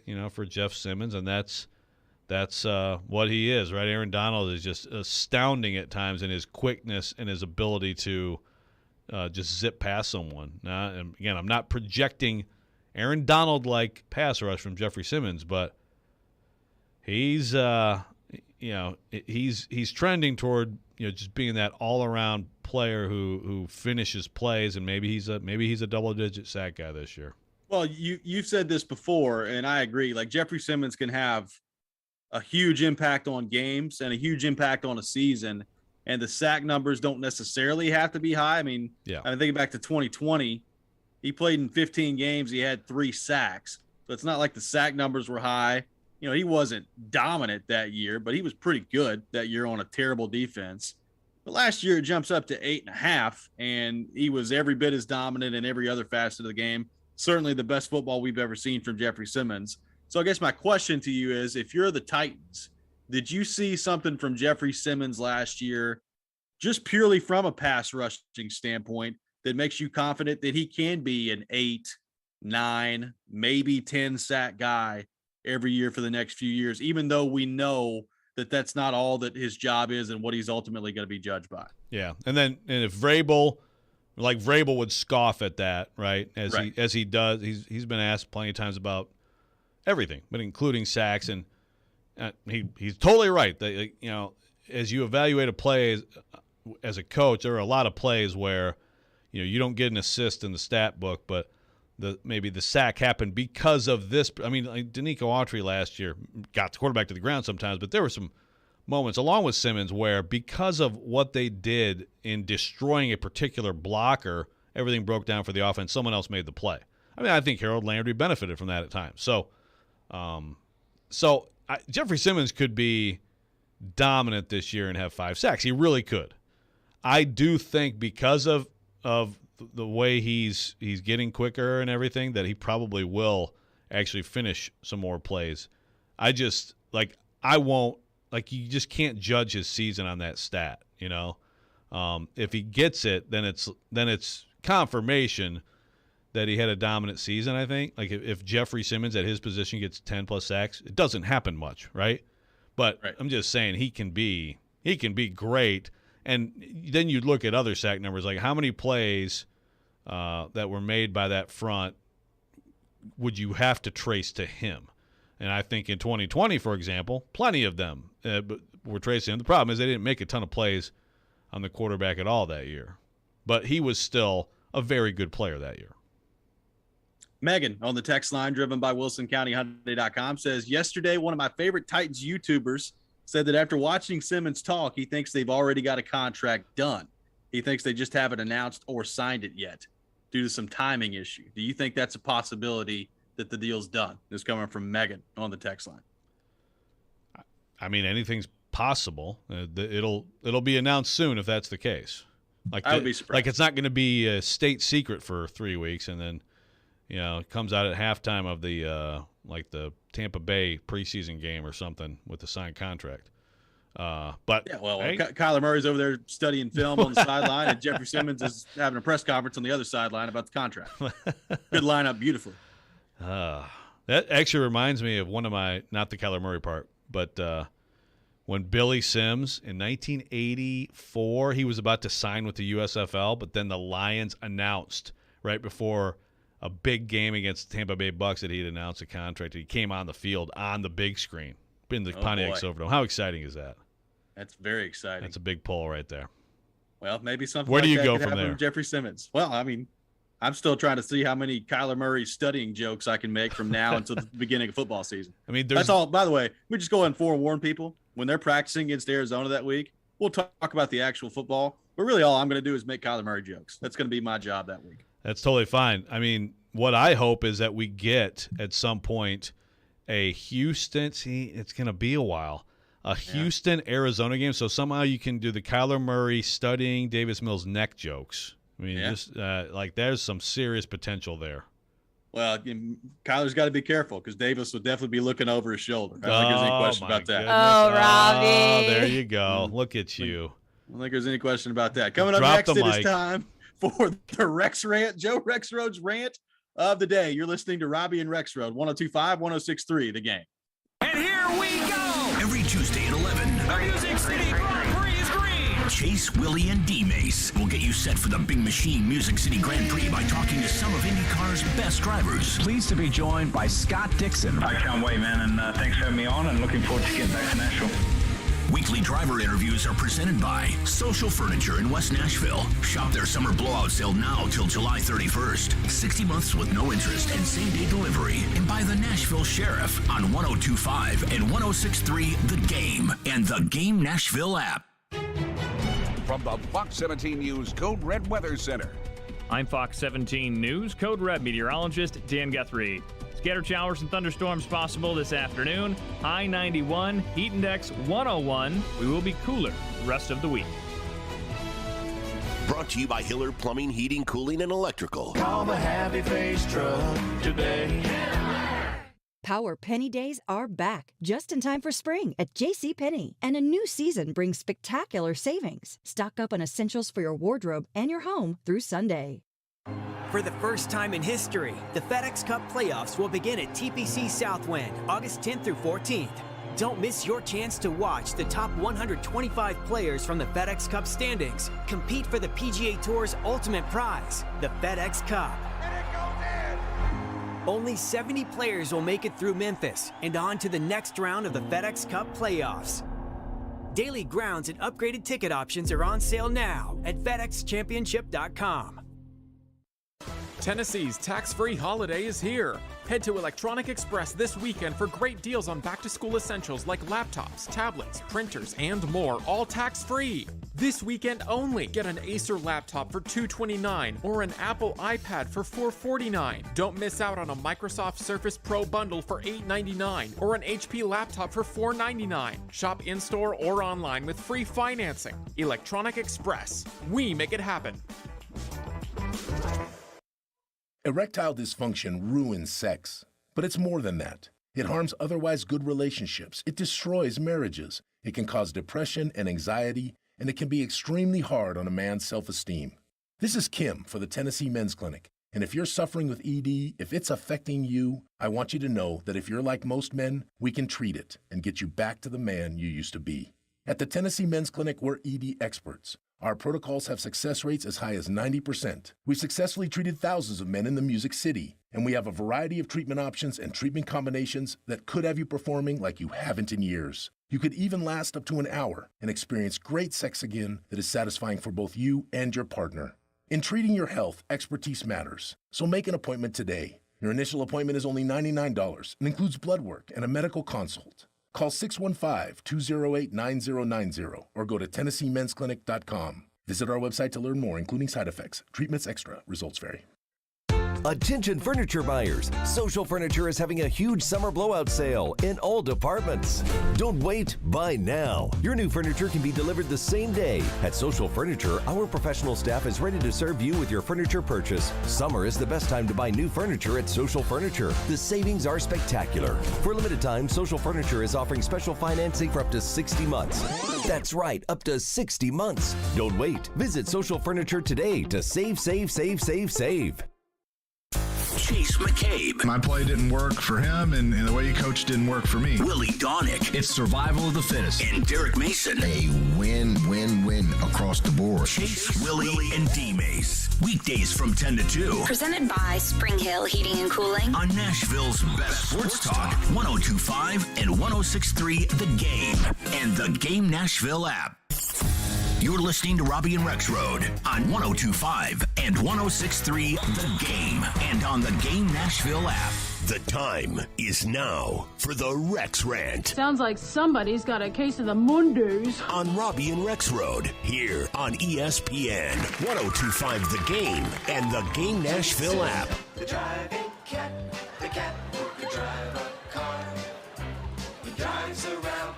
And it is that time of the day, time for the Rex Rant here on Robby and Rexrode. Joe Rexrode's rant of the day, and perhaps no better music to bring us back in than Toonces the Driving Cat. We'll have Joe Rexrode's version of Toonces, Jared Stillman, coming up at 9 o'clock here on the show today, which I'm hoping we have some sort of medical help on standby based on the way that conversation went yesterday.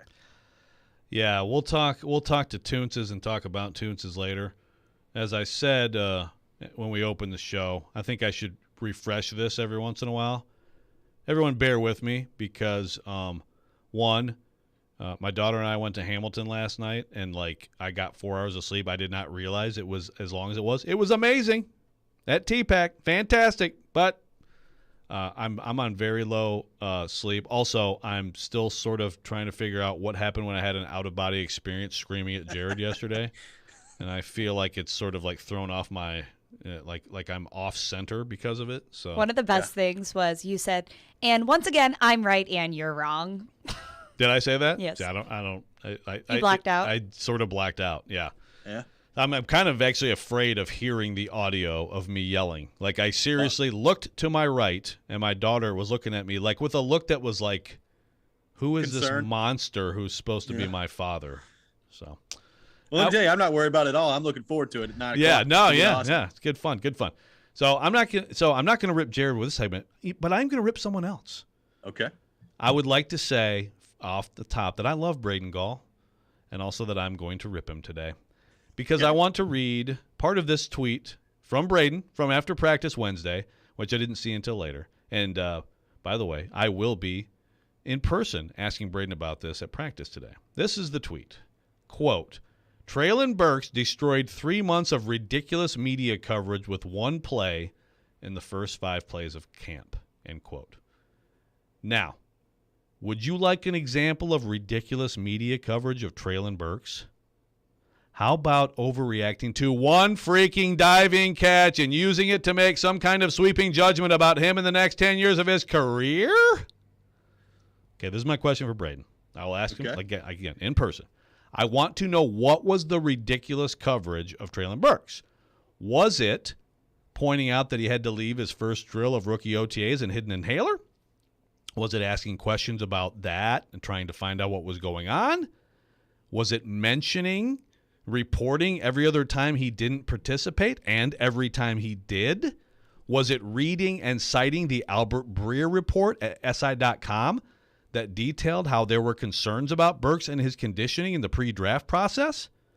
Was it bringing back to light reporting on his time at Arkansas and some of the things Sam Pittman said about him during his time there? Was it continuing to ask the questions until Rob Moore finally said the word asthma? I got to know, what was the 3 months of ridiculous media coverage of Treylon Burks? Now, if someone, I don't know, like a random afternoon drive time host, okay, who may have just completely overreacted to Burks' day yesterday after possibly doing so the other way in the spring, if he said something on the air like, I think he's going to be a bust or something like that, okay, that's fine. That I would qualify as ridiculous.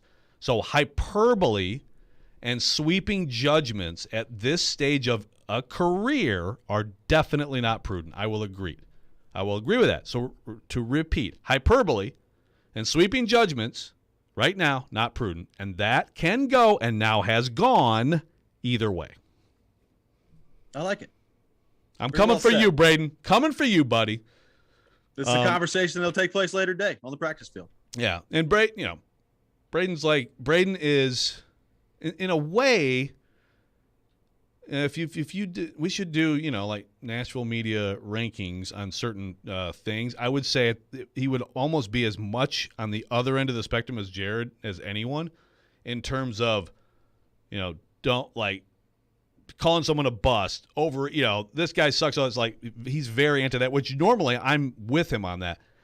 But I can't believe that he actually said that we had ridiculous media coverage. I mean, am I forgetting something? I'm seriously asking this right now. Like, I'm genuinely asking, am I forgetting something that was ridiculous? We argued with Kaharski on here because he's like, you guys are soft, and it's just he's out of shape. And, there was conversation around him. So maybe it was over-discussed, I guess. I guess you could say that, but you're talking about a first-round pick for the local NFL team. And it's the spring, and there's nothing else going on. Like, I don't know what was ridiculous. It's beyond that. It's not just a first-round pick from the local professional football team. It's a first-round pick that is brought in to replace the best receiver you've had in 20 years.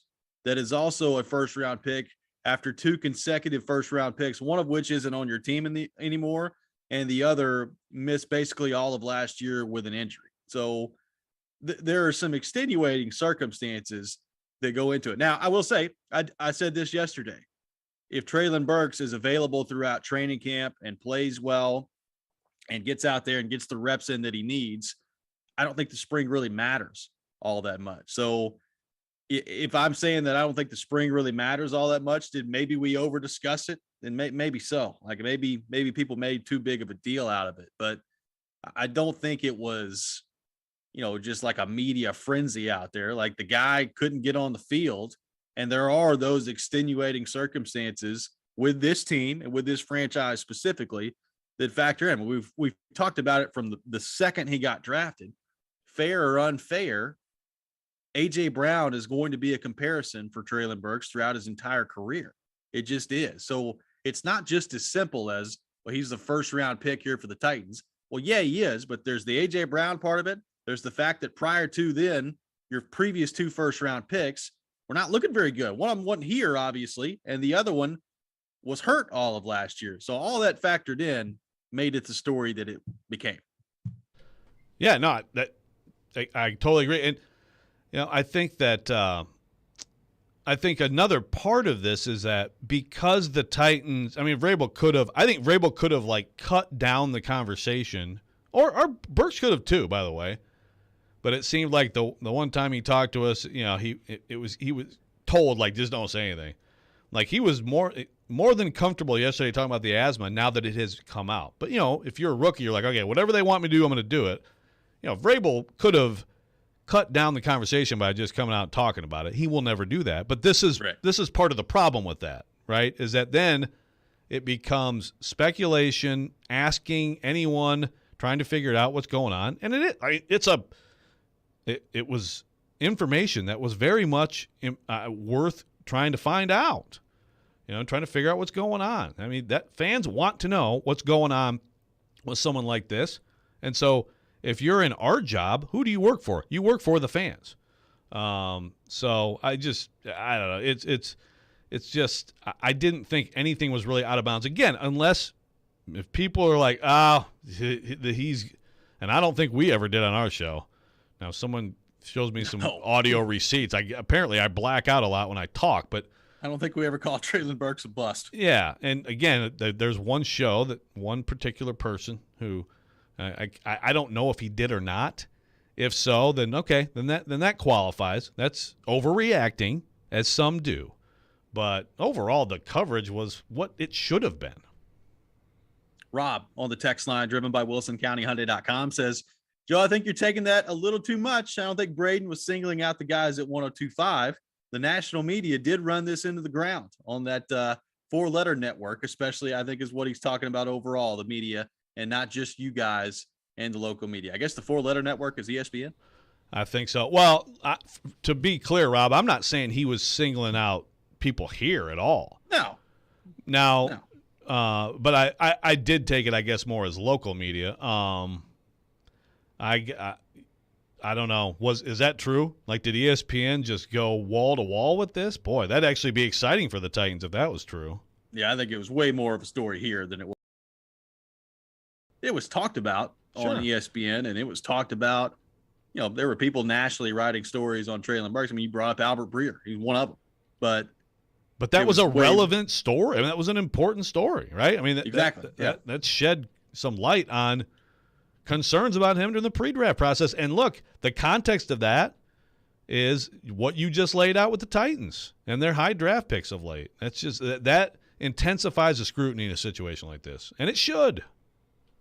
Rob from Clarksville on the text line says, Joe versus Jared at SummerSlam this weekend in Nashville with special guest referee Braden Gall. Maybe we can make that happen. I will say that I would much rather fight Jared than Braden. I will say that. Thank you.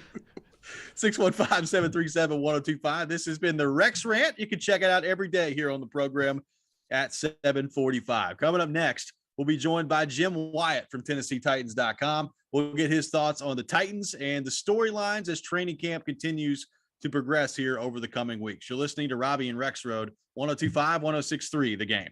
Your speaker at home is so smart that even Alexa knows where to find Nashville's best sports talk. 102.5 The Game is Nashville's best sports talk. Ask Alexa to enable 102.5 The Game. Once enabled, ask Alexa to play 102.5 The Game. Welcome to 102.5 The Game. We are Nashville's best sports talk, ESPN 102.5 The Game. ElectronicExpress.com. We make it happen. Winning this award is truly like winning the Super Bowl of car dealer awards for Mercedes-Benz. Edwin Vickery, General Manager of Mercedes-Benz of Music City. Culture, eat strategy for lunch. You have to hit on all cylinders to win this award. You can strategize all you want. You got to still have the right tools, and our tools are our people. Live the dream with three-time Mercedes-Benz Best of the Best award winner, Mercedes-Benz of Music City. Go to mbofmc.com. Power Penny Days are back just in time for spring at JCPenney. And a new season brings spectacular savings. Stock up on essentials for your wardrobe and your home through Sunday. In St. Pete, Clearwater, Florida, every day is a beach day. And with 35 miles of pristine, sugary white sand, it's easy to see why. So let's grab the beach bag, the beach ball, and the boogie board. Let's pack the suits, the sunscreen, and the sunglasses. Take a dip in the emerald green waters of the Gulf, and then take in a breathtaking sunset at the end of the day. So let's make a beeline to the beach, and let's shine. Plan your next getaway at visitstpeteclearwater.com. Our diamonds are direct from the source, direct from the cutters. There's no middlemen, there's no markup. Meet Ben Wilkes, 10-year jewelry professional at Genesis Diamonds. We've got everything from half a carat all the way up to 15 carats and everything in between. So I never have to go looking for something. And if you're in search of that one-of-a-kind designer ring. Lots of times they come in and she's got a very specific picture, something that she wants, and she's shocked and amazed when I go right to a case and pull exactly what she's been looking at out. And beyond the best price and selection, every every customer at Genesis gets one-on-one personal attention with no hidden agenda. Every customer that I've ever worked with has my personal cell phone number. It doesn't come from an automated system. It is person-to-person interaction. We're not on commission, so what that means is regardless of what you buy or don't buy, I'm paid the same. Genesis Diamonds. Here you get more, you get bigger, better, you get prettier. The quality, the selection, transparency, customer service, it can't be touched. It's unmatched. Green Hills and Cool Springs. Family Leisure is having a come out and play sale. That's right. Family Leisure is inviting you to come out and play. Family Leisure has hundreds of pools in stock and on sale. DIY pools start at only $16.99. 24-foot pools are only $29.99 installed. More than 100 spas in stock and incoming, starting at only $29.99. Hundreds of sets of patios in stock and on sale. The Sabre infrared grill in stock and on sale at only $11.99. Come out and play at both huge locations, Franklin and Antioch. Welcome to Allstate, where you can save just by being you. DriveWise and the Allstate mobile app gives you personalized driving feedback, and by adding it to your policy, you can save for driving safe just by being yourself. Allstate. Here, better protection costs a whole lot less. You're in good hands with Allstate. Click, call, or visit allstate.com to save today. Not available in every state. Savings based on DriveWise and other safe driving discounts. Savings vary. Subject to terms and conditions. Allstate Fire and Casualty Insurance Company and affiliates, Northbrook, Illinois. From the Hillside Medical Game Studios, WPRT FM Pegram, WPUC HD2 Laverne, broadcasting on Alexa. I appreciate that. And other smart speakers. 102.5 and 106.3. Terang, it's a high fly ball. We got pass rushers. Awesome game. Center flag in the air. The Game. A Cromwell media station. Mixing sports and a little bit of fun. This is fun! On your morning drive, this is Robby and Rexrode. With Robby Stanley and Joe Rexrode on Nashville's best sports talk, 102.5 and 106.3 The Game. And on the Game Nashville app. Ladies and gentlemen, it's showtime.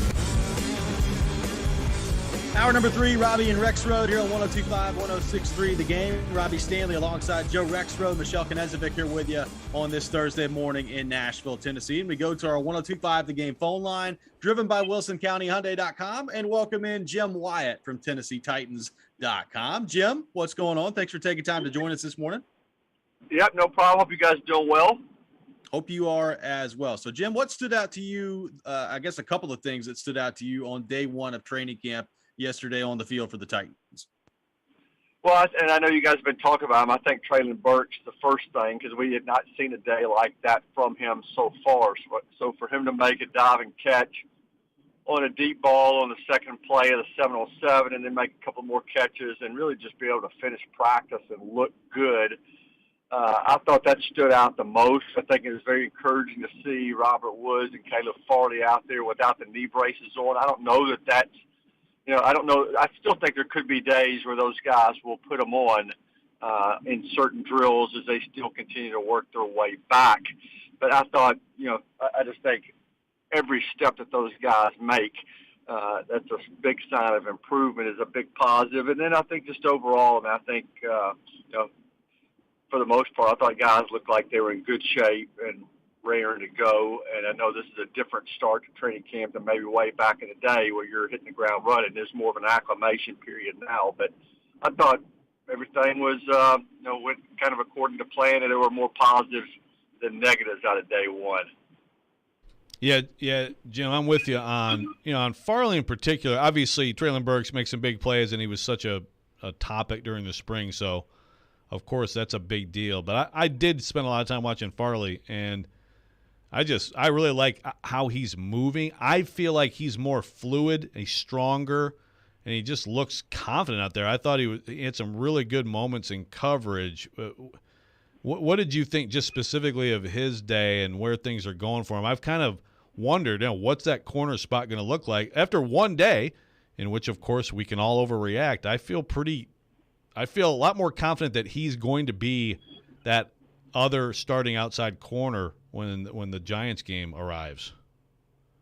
Yeah, I like what I've seen. I probably didn't watch him as close as it sounds like you did, Joe. I mean, I noticed him out there, and I kind of was eyeballing him and some of the stuff, and I do think he looks a lot more confident. He's definitely bigger up top than he was last year. And I know Mike Vrabel's talked about that. He kind of used a funny line about it no longer looks like his jersey's hanging on a coat hanger. But I think that Farley, as a result of everything he did leading up to yesterday and everything he's really done in the rehab, put him in a good mindset. And now really he just needs work. I mean, that's the problem with him is since he's been here. I mean, last year in camp, he really didn't really get clear to do anything until late. It was just kind of a slow process. And he dealt with his shoulder, and then the knee got hurt, and never could put together a long stretch where he could feel like himself again. And I think now he's in a good headspace and just needs to play. I mean, and that's the biggest thing with him is he needs to line up and get beat on some plays and then learn from that. And I think that will come during the course of camp. Jim, we talked about this earlier. I pay attention to Vrabel when he brings guys up kind of on his own when he's not asked about it. And he did that a few times this offseason with Caleb Farley. And he's done it with Des Fitzpatrick as well. I'm just curious, your impressions of Des Fitzpatrick on day one and overall, just from everything that you've seen, everything that you've heard about from him, how much progress do you think Fitzpatrick has made from year one to year two? Yeah, and it is interesting because you're right. I mean, I think at some point when you beat a guy down for so long, and I'm not saying they were beating him down, but they were critical of him last year, and I think they were trying to jumpstart him and try to get more out of him. And then it seems like things changed a little bit where they were trying to encourage him and compliment him. And I think that Des Fitzpatrick has done a lot of things right since he got cut and re-signed. I mean, he went down to Florida and threw with Ryan Tannehill this offseason. And I know, and other than A.J. Brown, I don't know if any other guys did that down in Florida. So I think he made a good effort there. I was at Ryan Tannehill's camp on Sunday, and Fitzpatrick was one of the guys that was out there just kind of showing face there, supporting him. I think he's put the work in. I think he's trying to be a good teammate and show he can be trusted on it. As far as what he's done on the field, I think he was a little up and down during the OTAs and minicamp. I thought he finished on a high note.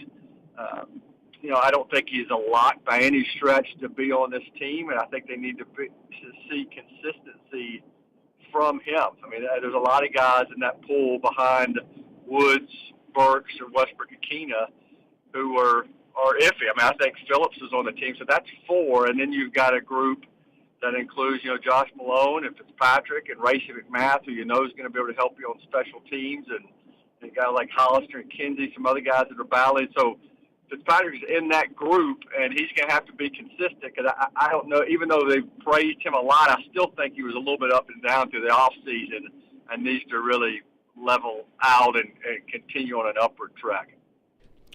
Yeah, no doubt. I agree totally with that. Jim, quick practice yesterday, and I think it ended a little earlier than scheduled. Seemed, crisp, kind of, it seemed like Vrabel was pretty happy with everything. What did you think just of the overall practice and I guess where Vrabel is with this team in terms of, leadership, professionalism, all that stuff? Well, I think I think he likes where they are. I mean, there are obviously some question marks with this team, and we've talked about a couple of them by who emerges at receiver and what happens at corner. You lose Buster Screen, and you need guys like Farley to take a big step. We haven't gotten to the offensive line, but obviously needed somebody to win that job at left guard and at right tackle. I think he'll know when to push him. I think we're in a stretch now at the start. Instead of really hitting the ground running and going full throttle, he's in a position, partly because of league rules, that you got to tone things down a little bit more. I think today's practice will probably be even maybe lighter and less intense than yesterday, to be honest with you. But that's going to change. I mean, once we get past the end of this week and some of those rules are loosened up, I think that's when you'll see pads come on. That's when you'll see more competitive drills. So it's kind of still kind of an ease-in acclimation process that they're going through. Jim Wyatt from TennesseeTitans.com on with us here on Robby and Rexrode. So, Jim, just from your vantage point, watching Ryan Tannehill, observing, what he says in press conferences, all these things, where do you think he is right now in terms of just mentally heading into the season, given the Cincinnati game, given everything that happened this offseason, and now trying to reset heading into this year? What's kind of been your viewpoint on how he's handled that to this point? Well, I think he's handled it well. I mean, there's no question he was dealing with a lot of pain and anguish and some of the aftermath of what happened last season. I mean, feeling like he let his teammates down and feeling like he really, cost the team the game. I mean, he didn't say that in those exact words, but I've heard him talk several times on end of last season, and you can tell how much it bothers him. And there are going to be some people in the fan base and some people around the country who are not going to really trust him or believe in him until he gets back to the playoffs and wins and plays better. And he can't do anything about that because you got to take it 1 week at a time, and you got to get through the preseason, and you got to get through the regular season. You got to put yourself in a position to give yourself a chance to do that. And for him, I mean, he's going to have to be patient and patience and, in trying to get back there, but also patience with guys around him. And, yeah, Burks looked good yesterday, but he's got to be able to continue to build a chemistry and have trust in him. He hasn't been out there with Robert Woods a lot, hardly at all really in team drills. You got a couple of new tight ends and Hooper and Okonkwo. He's got, 2/5 of the offensive line that he doesn't really know what it's going to look like and know whether he can trust those guys until he plays with them. So there's a lot of things around him he's just going to have to be patient on. I thought he got off to a good start yesterday. I mean, you don't want to make too big of a deal out of a Traylon Burks practice after day one. You don't want to make too big of a deal out of Ryan Tannehill going 11 for 11 in his first practice because a lot of it was 7 on 7 and just a couple of those throws came in team periods. But I thought he got off to a good start. I thought he had a good off season. I think he's in a much better place mentally. And now he's just gotta kind of take it as it comes. Well, speaking of perfection, Jim, I only go to you on the kickers. Like you are the judge of the kickers. Like I look at Jim, whatever you say good or not, that's what I go with. But Randy Bullock, pretty good day for him. I thought maybe he'd have some competition. I guess maybe that could still materialize. But what did you think of him, and what do you think of that situation? Yeah, he did. He was good yesterday. 8-8, longest one from 50. And I think he will have competition. I mean, Shudak started on PUP. I thought he was really good this offseason. I think both are specialists. They're undrafted free agents. Stonehouse, the punter, and Shudak, the kicker. I was impressed by both of them in the offseason. I mean, a lot of times you bring in camp legs just to kind of help get you through. I thought both of them. Stonehouse can bomb it, punting, and then Shudak, to start off the offseason, he was 17 and 19 until he had a bad day, went 2 of 5, got hurt, and we haven't seen him since. He was an interesting find. I mean, he wasn't even on their radar. They went and saw, I guess, an Iowa Pro Day, and then they noticed him. And I think GM said, who's this 5'6" kicker out here, bombing some of these field goals? And they sent, Ackerman out there to watch him and were impressed with him enough to sign him, and I thought he did well during the offseason. So once he's healthy, and I don't get the sense he's going to be out too much longer, I think you're going to see both those guys kicking practices and games. I think Bullock, obviously the favorite. He got a new contract. He got some money that went with that. But Shudak's a guy to kind of keep on the radar moving forward. Jim Wyatt from TennesseeTitans.com, our guest here on Robby and Rexrode. Jim, great stuff as always. Have fun out there today, day 2 on the field, and we'll talk to you soon. Okay, sounds good. I'll see you out there, Joe. All right, buddy. There we go. Jim Wyatt from TennesseeTitans.com, our guest here on Robby and Rexrode. We'll take your thoughts on the Titans, 615-737-1025. We'll get Joe Rexrode's takeaways from day one on the field of Titans training camp as well. All that ahead. This is Robby and Rexrode, 102.5, 106.3, The Game. At some point, it's a combination of who did you play and what does your skill set look like. Get the best analysis of the big stories in the sports world with ESPN's Jason Fitz. If you reach for a quarterback in the draft because you need one, you're going to set your franchise back 5 years.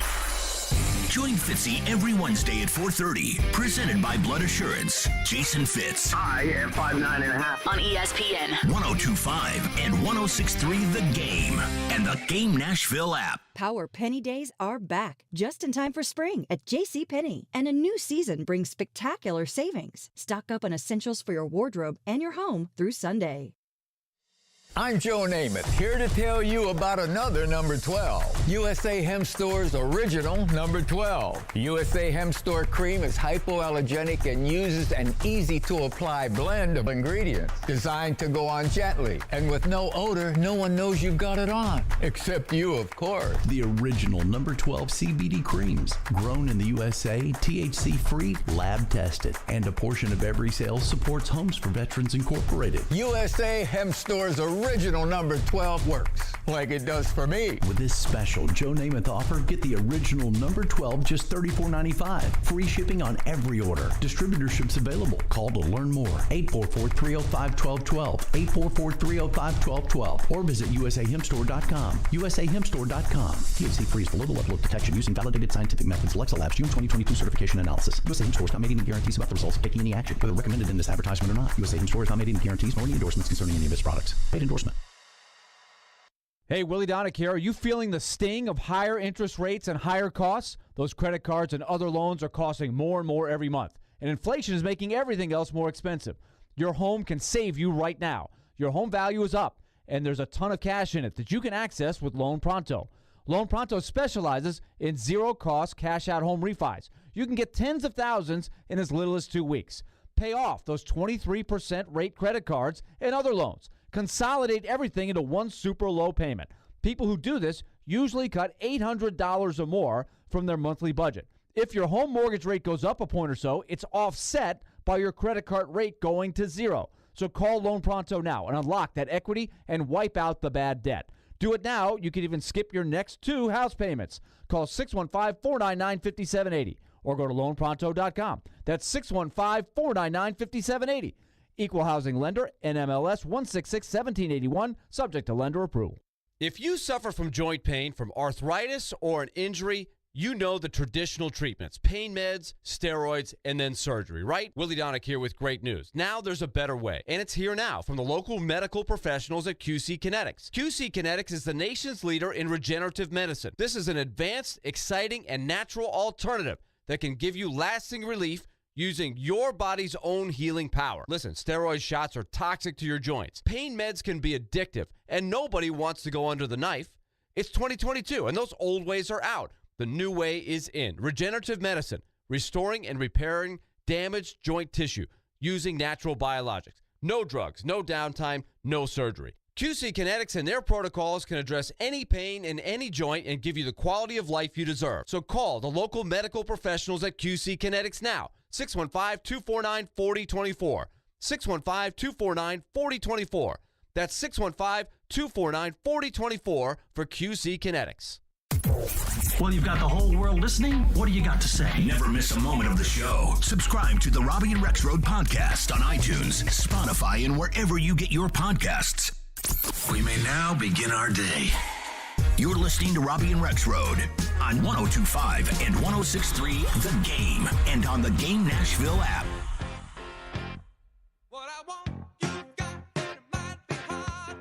Well, 102.5, 106.3 The Game and Newton Motor Group this summer to help kids in Middle Tennessee as we team up with Souls for Souls to provide shoes to children experiencing homelessness in Nashville and the surrounding area. With school coming back, we're taking donations to provide shoes for children in need for this school year, but we can't do it without you. So please consider helping however you can by going to thegamenashville.com/shoes. All donations will go directly to Souls for Souls to give shoes to children in Middle Tennessee experiencing homelessness. Let's do some good this summer, and thank you for your help. Once again, that's thegamenashville.com/shoes. Newton Motor Group, a proud sponsor of Souls for Music City.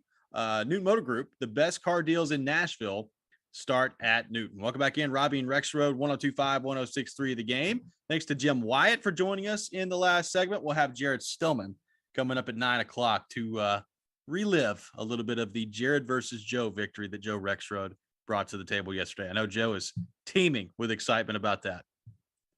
Yeah, I don't know if I can even listen to myself. It's going to be beautiful. Or Jared, for that matter. Well, maybe I just won't. How about you just talk to Jared? Can we just do that at 9? I'll start driving to the facility.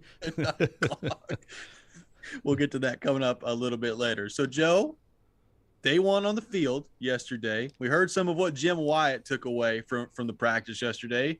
What were your big takeaways from day one yesterday? What were you looking for, and what stood out to you on the field for the Titans in day one? I'll read some of my awesome notes for you.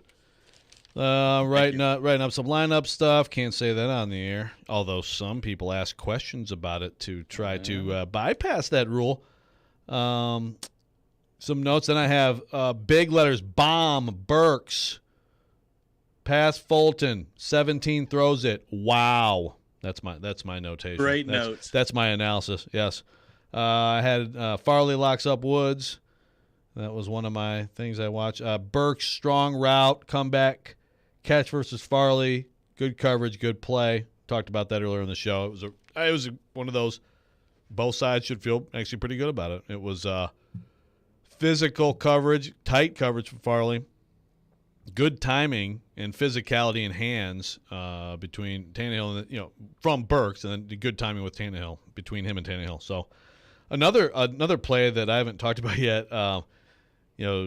Derrick Henry is out there doing team stuff. Of course, shorts, helmets, no contact, but he's running the ball yesterday, looking pretty good, by the way. Like we haven't one time today mentioned 22, and looked like Derrick Henry. But there was a run play, and so Farley's on the left side of the defense, and there's a run play flowing, so it's flowing left away from him, and then Henry cuts back hard and takes it like outside, the other way. And this is a play that, of course, Farley's it's Farley on an island with Derrick Henry.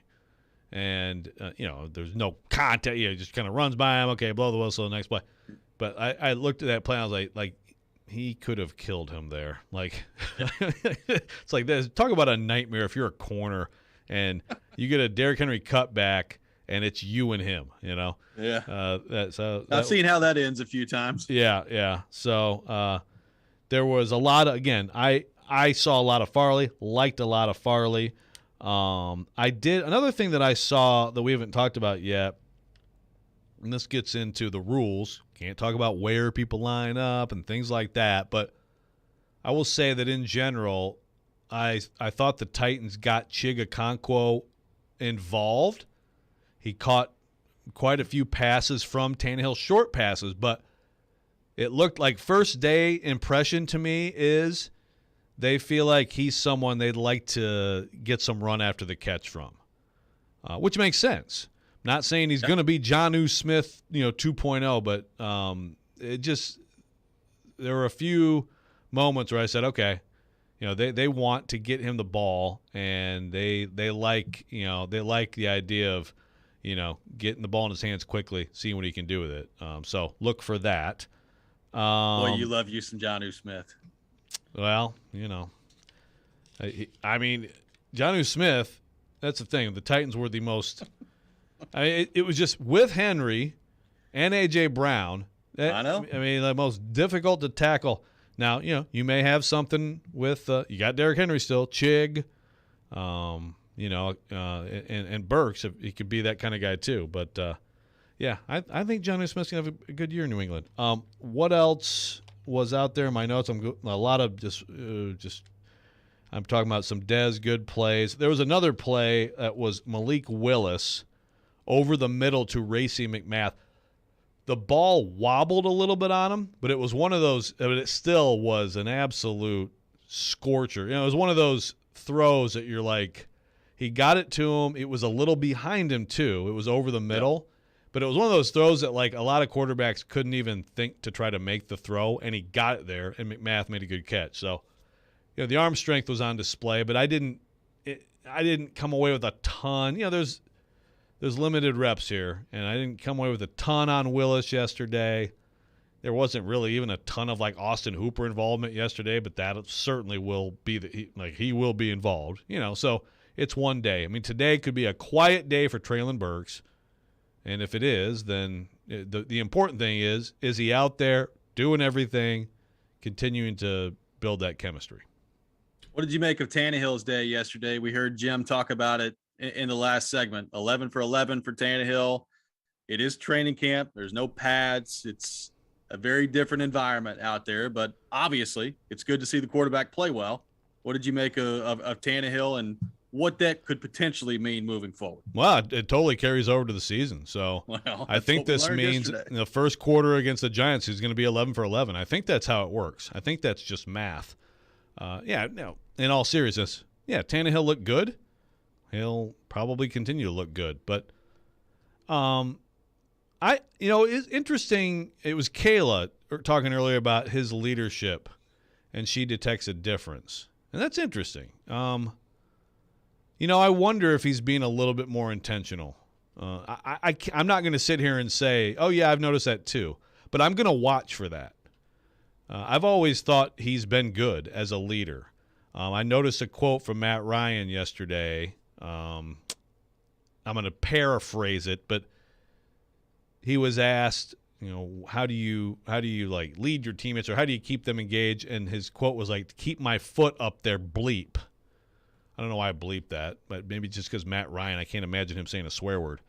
But that's what the Colts think they're getting in him.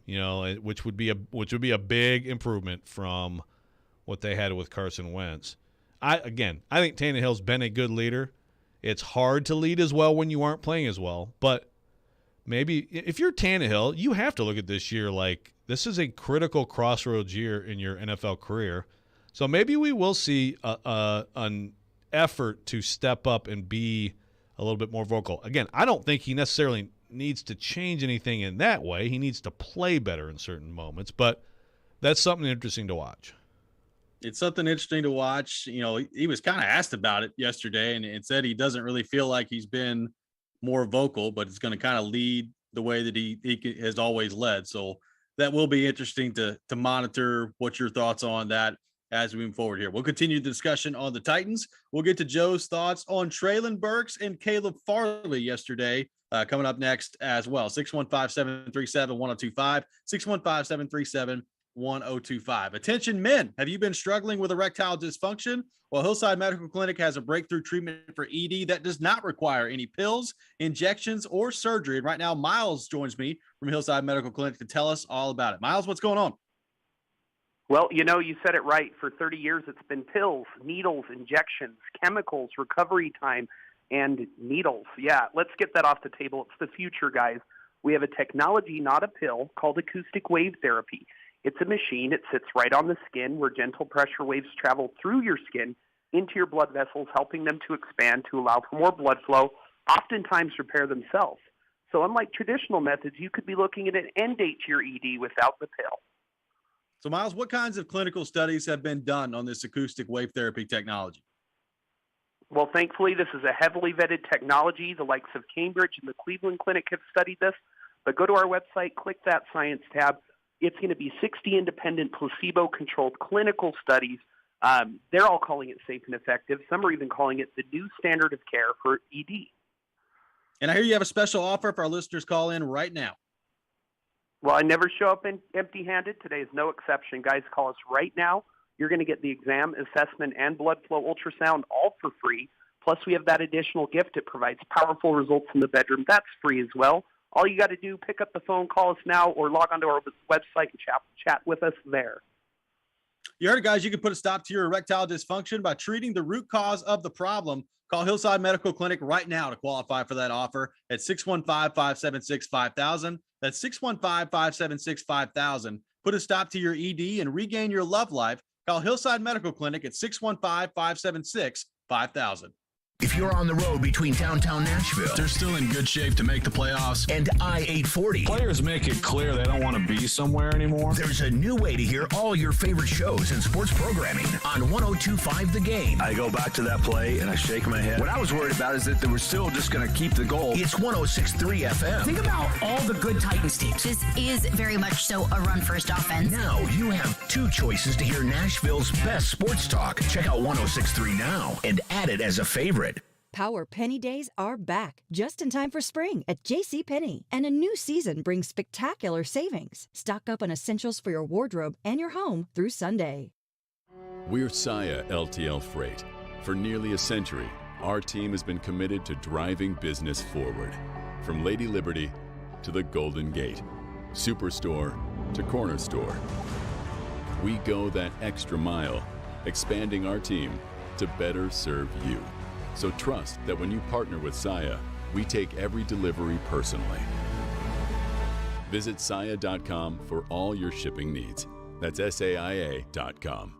To know what makes Genesis Diamonds so special, you have to understand its origin. Back when owner Boaz Ramon used to sell diamonds only to jewelry stores. I was selling to more than 700 jewelry stores. I didn't like what I saw. What he saw in retail stores was grossly inflated prices, limited selection, pricing games, and a sales process that put the customer at a disadvantage. And it motivated this wholesaler to start his own retail revolution. My passion was to build a place where the customer is going to be very informed. We're not going to hide any information from him. We're not going to have to get diamonds from other people. We're not going to mark up our prices to mark them down. So Genesis was born. No middleman markups, no commission salespeople, industry-leading warranties, 30 times the selection, a no-holds-barred diamond education that empowers the customer, and a refreshing, relaxed, no-pressure atmosphere. We created a place where the consumer is the king. Come and get the royal treatment today. Genesis Diamonds, Green Hills and Cool Springs. Finding great candidates to hire can be like, well, trying to find a needle in a haystack. Sure, you can post your job to some job board, but then all you can do is hope the right person comes along, which is why you should try ZipRecruiter for free at ZipRecruiter.com/radio. ZipRecruiter doesn't depend on candidates finding you. It finds them for you. Its powerful technology identifies people with the right experience and actively invites them to apply to your job. You get qualified candidates fast. So while other companies might deliver a lot of hay, ZipRecruiter finds you what you're looking for. The needle in the haystack. See why 4 out of 5 employers who post a job on ZipRecruiter get a quality candidate within the first day. ZipRecruiter, the smartest way to hire. And right now, you can try ZipRecruiter for free. That's right, free at ZipRecruiter.com/radio. That's ZipRecruiter.com/radio. ZipRecruiter.com/radio. Your home for Hit City is 94.9 The Fan. Your Nashville Sounds continue their series against the Charlotte Knights at First Horizon Park. Swing and a miss, strike 3. Sounds win. Pre-game at 6:50. On your home for Sounds baseball, 94.9 The Fan and The Fan app. Hey, this is Roman Yossi. You're listening to Nashville's best sports talk, ESPN 102.5 The Game. How important was it just for you, for your own peace of mind and comfortability standpoint, was to come out today and have a good showing on day one, given what you've gone through over the past few months? Honestly, I'm not going to lie. I really wasn't thinking like that. You know, I was just thinking go out there, practice like a pro, be a pro, and just be a part of the team and, just play my role like Coach Vrabel says every day, and just show up and, gain that respect from Ryan and also everybody else on the team, all the vets, and, just let them know that, I'm not here just to, make money. I'm here to win the championship. That was Traylon Burks yesterday after Titans practice, day one of Titans training camp. By the way, our coverage of Titans training camp presented by USA Hemp Store and Parman Energy, your one-stop petroleum solution. Welcome back in, Robby and Rexrode, 102.5, 106.3 The Game. We are streaming live on Twitch, Twitter, YouTube, and Facebook. Our video streaming brought to you by the law offices of Amanda Gentry. We are live from the Hillside Medical Game Studio on this Thursday morning. So, Joe, Traylon Burks turning a lot of heads yesterday. What did you make of Traylon Burks and his day? And I guess how surprised were you that he looked as good as he looked out there yesterday? Well, I wasn't surprised that he would look in shape. We talked about it before practice. Diana Rossini has has good sources in the Titans organization, put something out there on the Athletic Podcast with Robert Mays that he had lost weight. And again, like anything but that outcome would be the surprising, shocking, and very troubling thing, right? You sure as heck would hope that whatever all went into the spring, that the weeks between the end of minicamp and the beginning of training camp would be intense work to get in better shape. And obviously that happened. So I wasn't surprised to see him in shape. I guess I was surprised that right away in the early stages of practice, he's out there with Tannehill making a huge play. I mean, that's probably a big moment for him. Tannehill, I mean, his celebration, on that play kind of said something too, right? I mean, he, of course, knows what went on with Burks in the spring and how important it is to try to get his confidence going. So, he made that play, and he made a few other really good plays. He looked good out there. I wouldn't say I was surprised, but I'd say it went about as well as you could have hoped if you're trailing Burks or the Titans. Well, and now can you stack some of those days together? I mean, we talked about it yesterday leading into camp.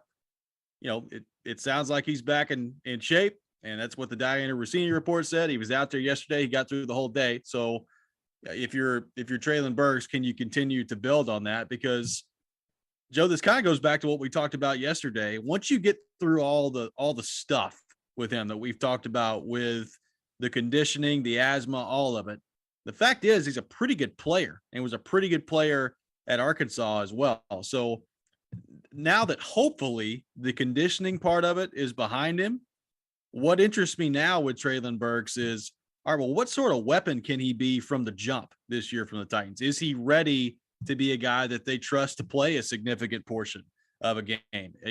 After the catch, are there specific plays that they're going to dial up for him to see what he can do with the ball in his hands? Like, how big of a factor can he force his way into the conversation of being by the time the Giants game rolls around? That's what I'm interested in seeing, if the conditioning stuff is going to be put behind it.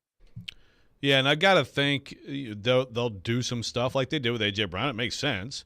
I mean, there is an obvious comparison there. Not the exact same player by any means, but there's an obvious comparison, and I think just the biggest thing you want right away that could be good is that Treylon Burks gets the ball quickly. I just said it about Chigakonkwo, and someone on the text line asked about him, I guess, from last segment. I was talking about him. Yeah, I'm not saying Chigakonkwo looked amazing or anything. Like, again, it's like run after the catch stuff now is basically non-existent, Right. But you could see the potential there. You can certainly see it with Burks. Some of those play action stick routes, quick hitters, get him the ball, let him try to make something happen, break a tackle. And if you think back to A.J. Brown's rookie year, it was a lot of that early, and then more and more and more as the season went on. And so I think certainly early this year, as long as, like you said, he's going to stack these days, stay out there, be good, keep working, I think you'll see that. Like, can he put together, a more complete season than that? As a guy who, in a critical 3rd and 9, he's out there. They've got trust. He and Tannehill make a side adjustment. He knows what's going on. He sees the coverage. He makes a huge play, in tight coverage on a key moment. I don't know. I don't know if it's going to get to that. I think right now, the two guys who would be more likely to be trusted and on the field in that situation would be Woods and Westbrook-Ikhine. You can get Burks to that situation, you have options there. That's a big deal for this offense. And then, Joe, on the other side of the field, you were paying pretty close attention to Caleb Farley yesterday. What's your kind of first impressions on the progress that he's made and just how he looks out there with his size, his strength, his speed, settling into that position at the NFL level? Yeah, I've been shouting down the idea of overreacting to Burks, so I can't then be a hypocrite and overreact to Caleb Farley on one day. But I did watch him a lot, and I really feel like he's possibly benefited from – you're never benefiting from an ACL, okay? But just from the time off, he looks – I thought last year, before he got hurt with the knee, obviously he was a rookie and he's trying to figure everything out and all that stuff. He's swimming, so that's part of it. And of course he also was still – they had to – right? He didn't come right out in the start of camp and do everything. They had to ramp him up. But I thought even when he was on the field last year that he looked a little stiff to me. And it's hard to know, though. It's like, is that a physical thing? Are you just expecting that because you know of the back history? Or is it more like not knowing what to do? All I know is that he looks bigger and stronger for sure. He looks way more confident, and he looks more fluid to me. I'd actually I'm going to ask some other people out there today if first of all, I'm going to see if I see it again today, and if others agree with that. Because again, I could be overreacting, but I thought so. I thought he looked fluid, and again, some of it is you can tell out there that he knows what they're in, and he's seeing what's coming, and he's reacting well, just in terms of the cerebral part of the game. And we heard a lot of that from Vrabel, volunteered by Vrabel in the offseason. But I do feel like there's a more fluid nature to the way he's running. And he looked to me like, okay, that looks like a first-round pick corner who just has that little extra length and size that you just don't usually see from guys who can run that well. And if my impression is correct, then I think the Titans really may have something here. Well, and it's interesting because, a lot of people buried him last year after the injury. I mean, we talked about the injury problems in the list, heading into the draft. Then the Titans ultimately draft him, and he gets hurt and tears his ACL last year. And I think a lot of Titans fans thought to themselves, all right, well, here we go. He's a bust. He's injured all the time, and it's going to be what it is. Like, if he turns into a legitimate player, all of a sudden you look at this defense, like starter-wise, Joe, he's the one question I have. Like, he's it. Everybody else I feel pretty good about in terms of their starting players. If he turns into a player and is productive and good and lives up to what they thought he could be when they drafted him, I mean, to me, that's a pretty big deal for this defense. Even though everybody expects the defense, either with or without him, to be good on paper, if he's good, that's a big deal for this group. Right. Look how well they played at times last year with Fulton making a big jump in year 2, sometimes hurt, Molden having his rookie ups and downs, getting better as the year went on. And then, you had some Buster Screen out there, some Chris Jackson out there. I mean, you think about, and obviously Jackrabbit out there, but you think about how good that defense was, especially as the season went on later in the season, and that now give it an improved, year 2 Molden potentially making a jump or a decent sized step, Fulton year 3, and then Farley as a player who starts to live up to being a first round pick. Man, that's a better secondary. It just is, with the safeties they have behind them on the pass rush. It's a potentially quite a concoction there for the Titans. Coming up next, we'll take a look around the NFL with some training camp headlines through day 1.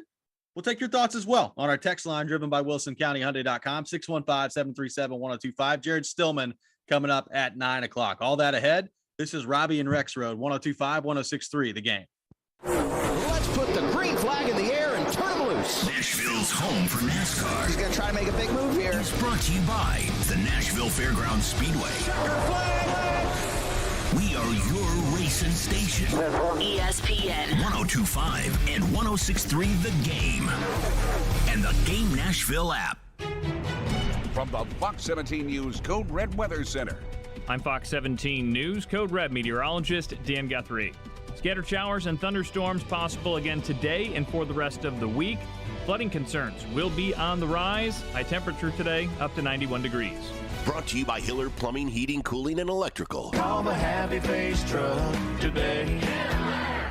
Family Leisure is having a come out and play sale. That's right. Family Leisure is inviting you to come out and play with the new swimming pool, spa, or patio furniture set. Hundreds of pools in stock and on sale. DIY pools start at only $16.99. 24-foot pools are only $29.99 installed. Installation in less than 10 days on average. More than 100 spas in stock and incoming. Artesian, Strong, and LPI spas starting at only $29.99. What about the patio furniture? Family Leisure has hundreds of sets in stock and on sale. Hanneman, Woodard, Trapeatone, and Loft, all ready for immediate delivery. Family Leisure also has the Sabre Infrared Grill in stock and on sale at only $11.99, and the Bull Grill Islands at only $39.99. And Family Leisure has the Diamond Point Play Gym at only $25.99, installed and ready for immediate delivery. Pool tables, massage chairs, and theater seating all on sale and ready for immediate delivery. Come out and play at both huge locations, Franklin and Antioch.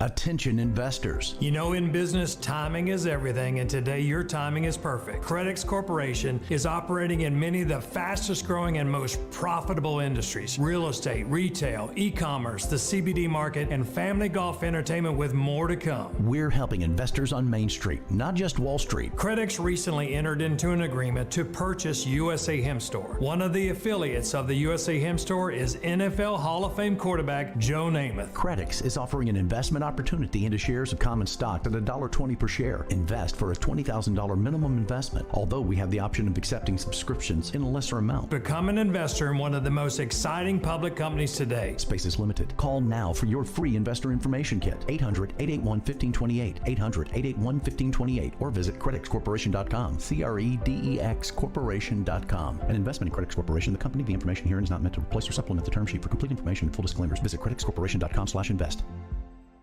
Zines First is the official sign company for 102.5 The Game. Go to sfnash.com. O'Reilly. Protect your vehicle's engine with Syntec and O'Reilly Auto Parts. Syntec Premium Full Synthetic Motor Oil is formulated for today's engines to dissipate heat and reduce friction and wear. Right now, get 5 quarts of Syntec Full Synthetic and a MicroGuard Select Oil Filter for just $33.99. Try Syntec today, exclusively at O'Reilly Auto Parts. O'Reilly Auto Parts. Jared Stillman. This is a team that the entire city is losing their minds over. Caroline Fenton. It's one of the youngest teams in the league. They don't have a single player over the age of 30. Stillman and Company. Afternoons from 2 to 6. Presented by TriStar Moving. On Nashville's best sports talk. ESPN. 102.5 and 106.3 The Game. And on the Game Nashville app. You're listening to Robby and Rexrode on 102.5 and 106.3 The Game and on the Game Nashville app. I mean, it's always tough going from Hall of Famer to Hall of Famer. You know, from Devontae to Allen, it's going to be, you know, a transition, but he's capable of a lot. And the way things have gone with the reps and the guys that we've had here and the targets that we've you know, doled out, he hasn't had a ton of opportunities, but he's since his first day here, he's turned heads, and so it's not surprising him to go out and have a really consistent day today. But he's been working hard. He has a lot to prove, I think, to himself and other people, maybe to the team as well. So I like a hungry Alan Lazard. You know, and it'll be an adjustment for us, but I'm happy with day one. As Aaron Rodgers pointed out, always tough to go from Hall of Famer to Hall of Famer, from Davante Adams to Alan Lazard. His troll game has been at 100% capacity this week. That is pretty good. That's a better line than any line Nicholas Coppola had in Fast Times at Ridgemont High. Yes, it was. Some interesting times. By the way, a quick sidebar. We talked about this earlier this week, like the Packers and the Titans, the 2 1 seeds last year in the AFC and the NFC, about how both of their wide receiving cores have been depleted. And then the story from day one of training camp for both of them, the wide receiving cores playing really well. It's pretty amazing. How about that? It's some of these camp observations, man. Oh, yeah. And I'm just as guilty as anybody. They just look amazing out there. By the way, I'd just like to say Emily Proud just announced on Twitter she's departing. News 2. That is rejected. Thank you. Nashville rejects your departure. You will be staying here. Sorry, Emily. Sorry to break that news, but we're not letting you leave. Sorry. That's correct. An official announcement from Nashville. Nice thought, but no. It's probably not going to work. Congrats, Emily, on whatever is to come. Yes, absolutely. She's no the question best. about it. So, Joe, I got your thoughts on this briefly yesterday, but now that you've had a day to digest it, and look at it. What in the world do you make of the Tampa Bay Buccaneers giving Julio Jones $6 million with a max value of $8 million, I guess, if the incentives are met? I honestly, when I saw that number, I was like, are you kidding me? $6 million for Julio Jones? I couldn't believe it. Yeah, that's man, that is high. That is high. Now, Jared brought up a good point yesterday on the like how much of it is guaranteed, and is it he's predicting that he's going to get cut, like it's I don't, like basically he's going to get none of it, and they're just going to take a look at him, and this is what he would obviously make it. I don't even know how that would work. I would assume that I'd like to see the details of the contract. I mean, it's an interesting thought there. Obviously, they're going to pay him something for him to show up, but it's high. I mean, it's just a high number. It must have taken that to, even though Julio Jones talked about coming back because he's going to, play for a ring. I wondered, would he come back to play for like $2-3 million? And I'm guessing no. So that's a lot of faith in a guy who just has struggled so much to even get on the field the last 2 years. Well, it is. And then you look at their receiving core, like when Godwin's healthy again and you've got Mike Evans there, like if Julio can give you something, I guess he's nice to have, but what sort of a role is Julio going to play? You got Russell Gage in there too. Like he's going to be a factor. So like when everybody's healthy, I don't know like is Julio going to be your fourth or fifth receiver? What's he think about that? Yeah, right. That's a good point. I mean, to me, I guess if you're making that kind of money, and I don't know exactly what the incentives are, if it's just, if they're statistical incentives, participation incentives, some combination. But if you're making 6 to 8 and you can win a ring, I guess he'd probably hang out, and stay in there if that's what it comes to. But, hey, look, maybe he's fine. A year ago, I know I was thinking, okay, he had the hamstring, but when he played in 20, he still looked really good. He was explosive. He made plays. He had good numbers. So maybe that's not a big deal. The problem is when you stack that year on top of last year, or stack last year on top of 20, then it just starts to look like just a player who's physically breaking down. And that's where the surprise in that number is just, man, how could you feel good about him once you really get to the point of full speed running and contact of that guy staying healthy right now? It just goes so fast, especially in your 30s at non-quarterback positions in the NFL. Yeah, that's going to be – I'm really interested to see – number one, I'm interested to see, like, is he going to be on the field and available by the time the Titans and the Bucs have these joint practices? Like, is Julio – he talked yesterday being 100% healthy. We've heard that before last year here with the Titans. So, I believe him. I guess he is healthy, but that could change pretty quickly, as we saw with Julio Jones last year. So, my first benchmark for Julio Jones as a member of the Bucs, are you healthy by the time the joint practices roll around for the Titans? Because honestly, I really want to see it, and I hope that he is. Oh, man. Yeah. I mean, that definitely sweet. I mean, we've got some – those practice days are already good. Yeah, that's always probably the best part of training camp anymore. Like they've surpassed preseason games as the most interesting thing because you actually have frontline players competing with other starters. Yeah, but man, you think about what we get. We get the Julio return. We get some nice, some Brady action in there. I'm sure some good questions are coming his way. Vrabel will troll him in some way, and then like you said, like Kyler Murray. They'll like he's over there with his number 2 pencil and his Scantron taking a quiz on what defense he just saw. Yeah. The Xbox will be over there. It's like oh man. Kyler, stop playing Fortnite. It's 3rd and 2. Need you to get out there. Kyler, get your face out of your phone. Come on. The play clock's running down. A lot of fun stuff coming. I got to tell you, this is quickly turning into my favorite NFL story of all time. Like this is amazing with Kyler Murray and this independent work contract. It is.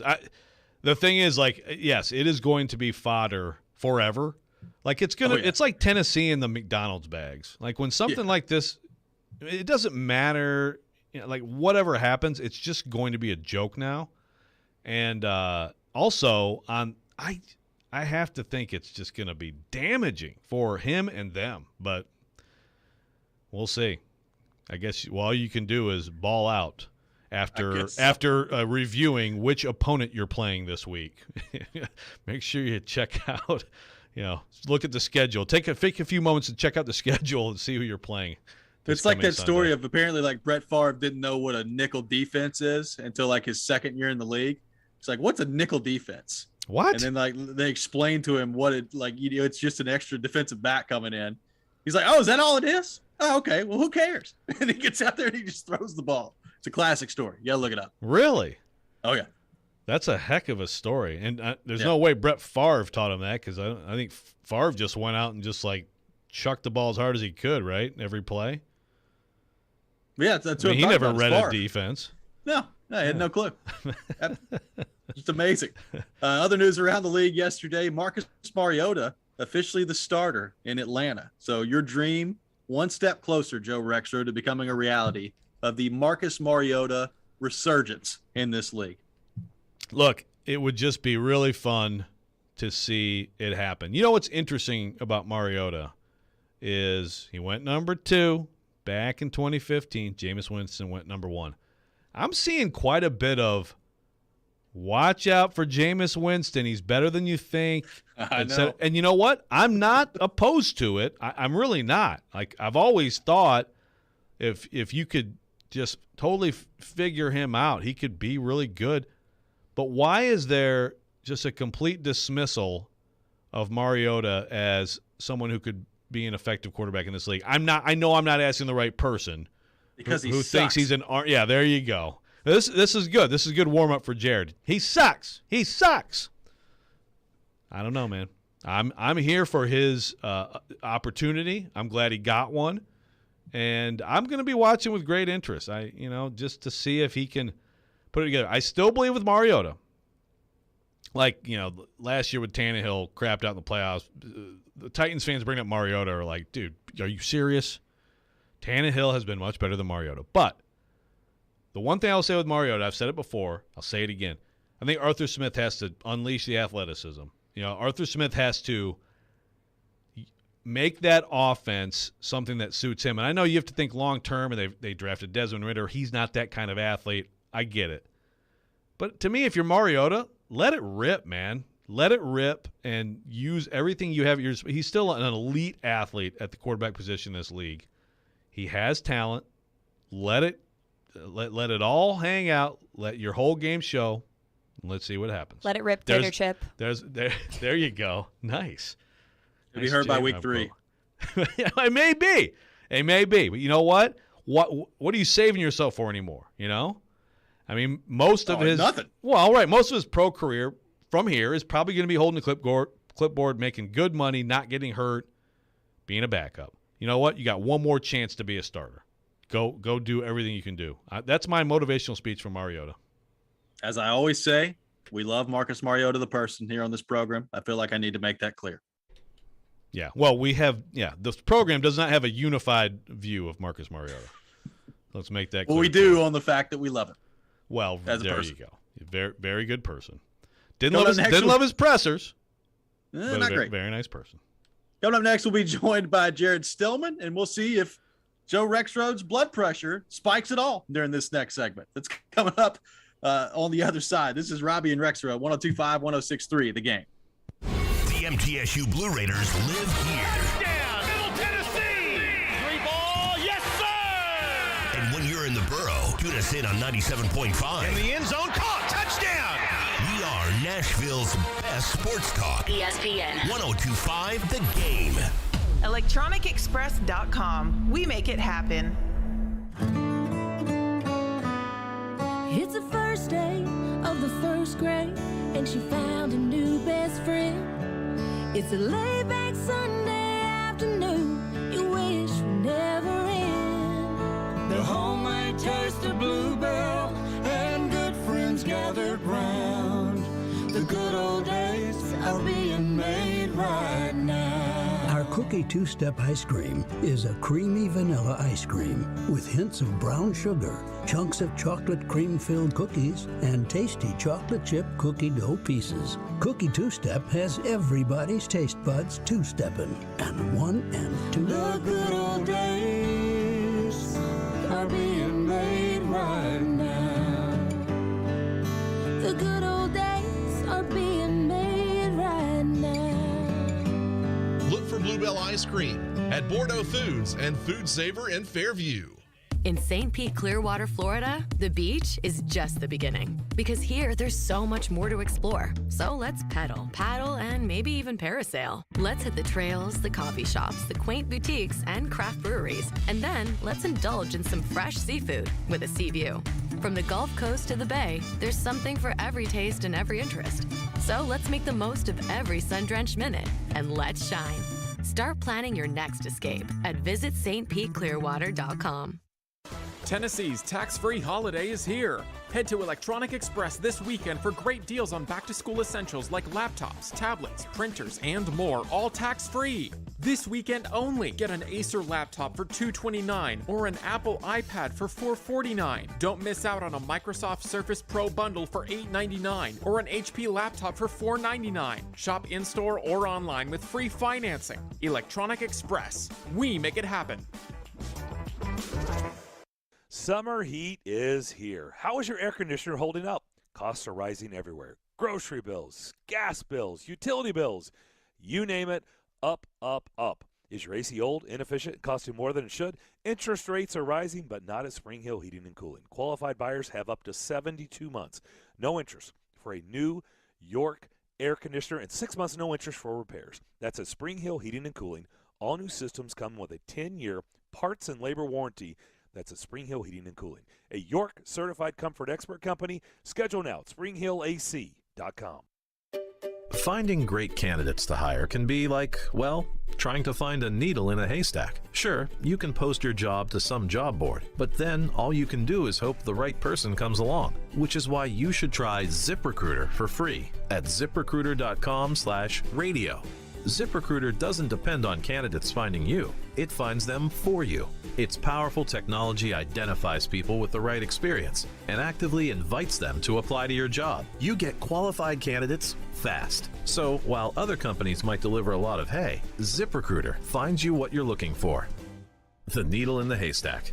See why 4 out of 5 employers who post a job on ZipRecruiter get a quality candidate within the first day. ZipRecruiter, the smartest way to hire. And right now, you can try ZipRecruiter for free. That's right, free at ZipRecruiter.com/radio. That's ZipRecruiter.com/radio. ZipRecruiter.com/radio.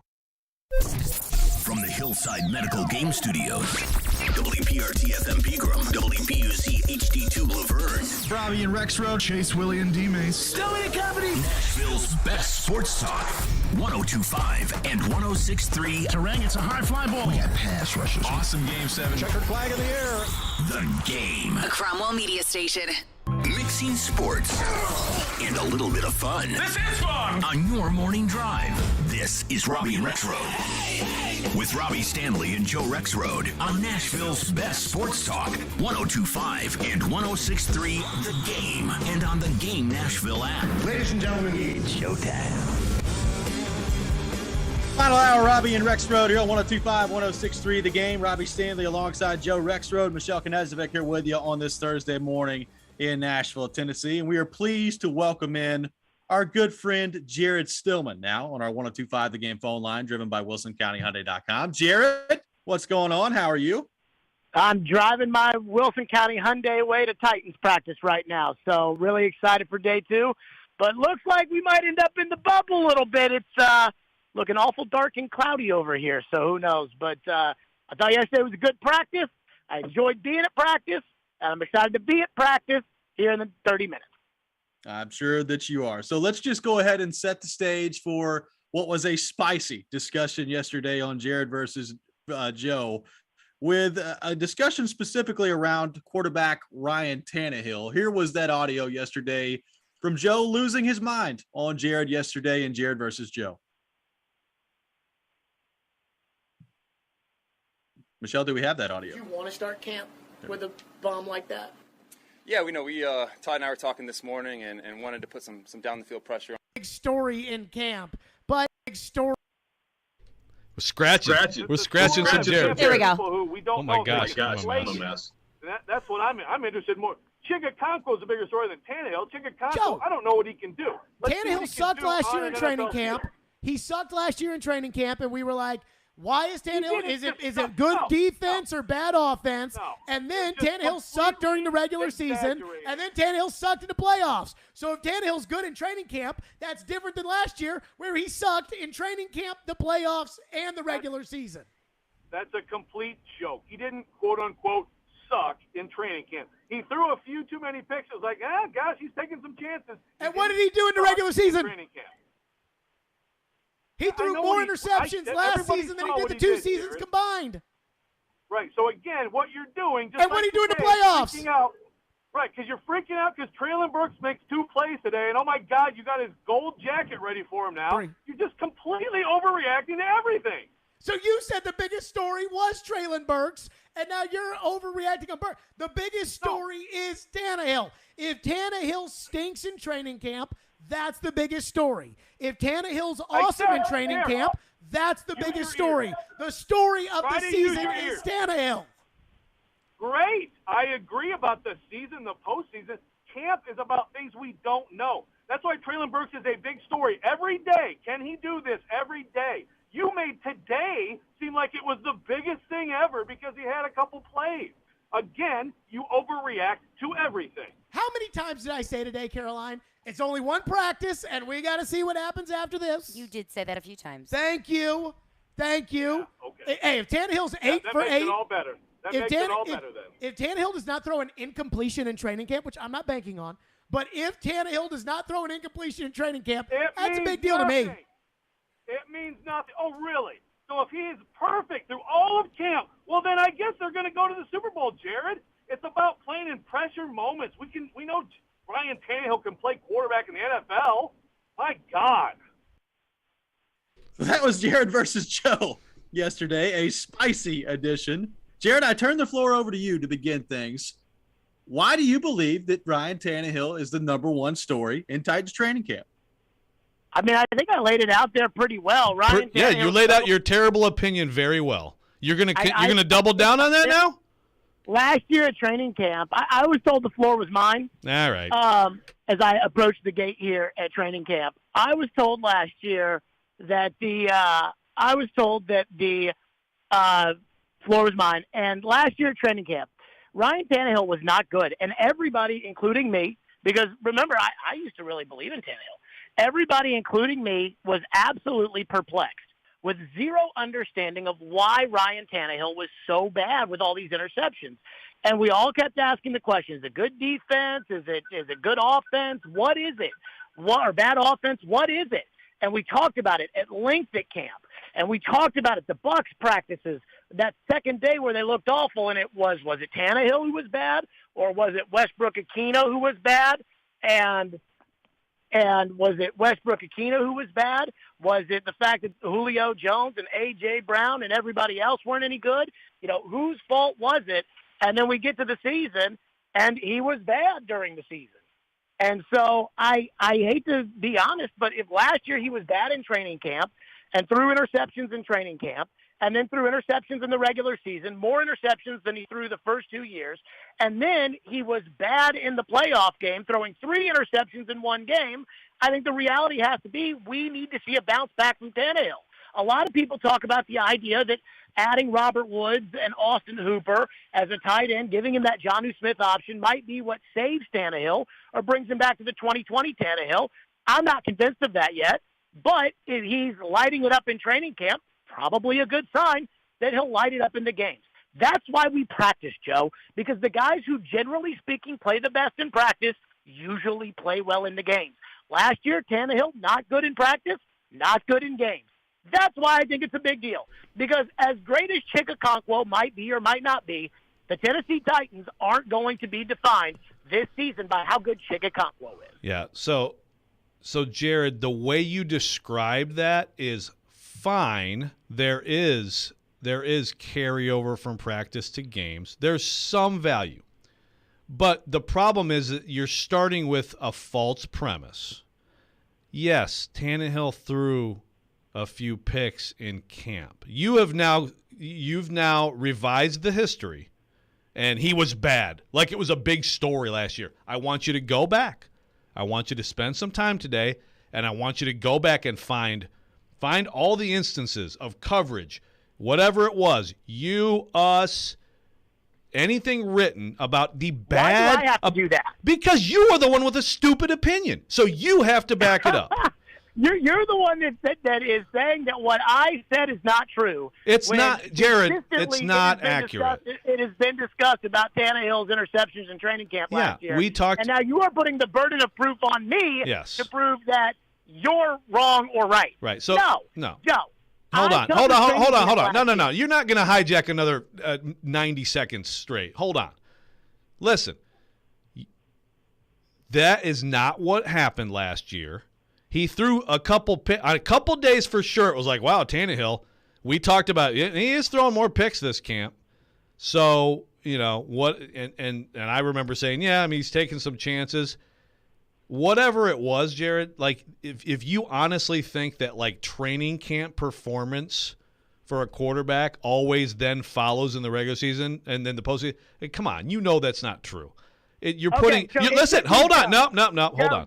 You're putting way too much stock in camp. The reason he's not a story this camp, like the bigger story, because camp is for things we don't know. He's a known commodity except in he's still a known commodity, but what we need to find out about him is what happens in the pressure months in January. There's not one thing here that will tell you anything about that, and guess what?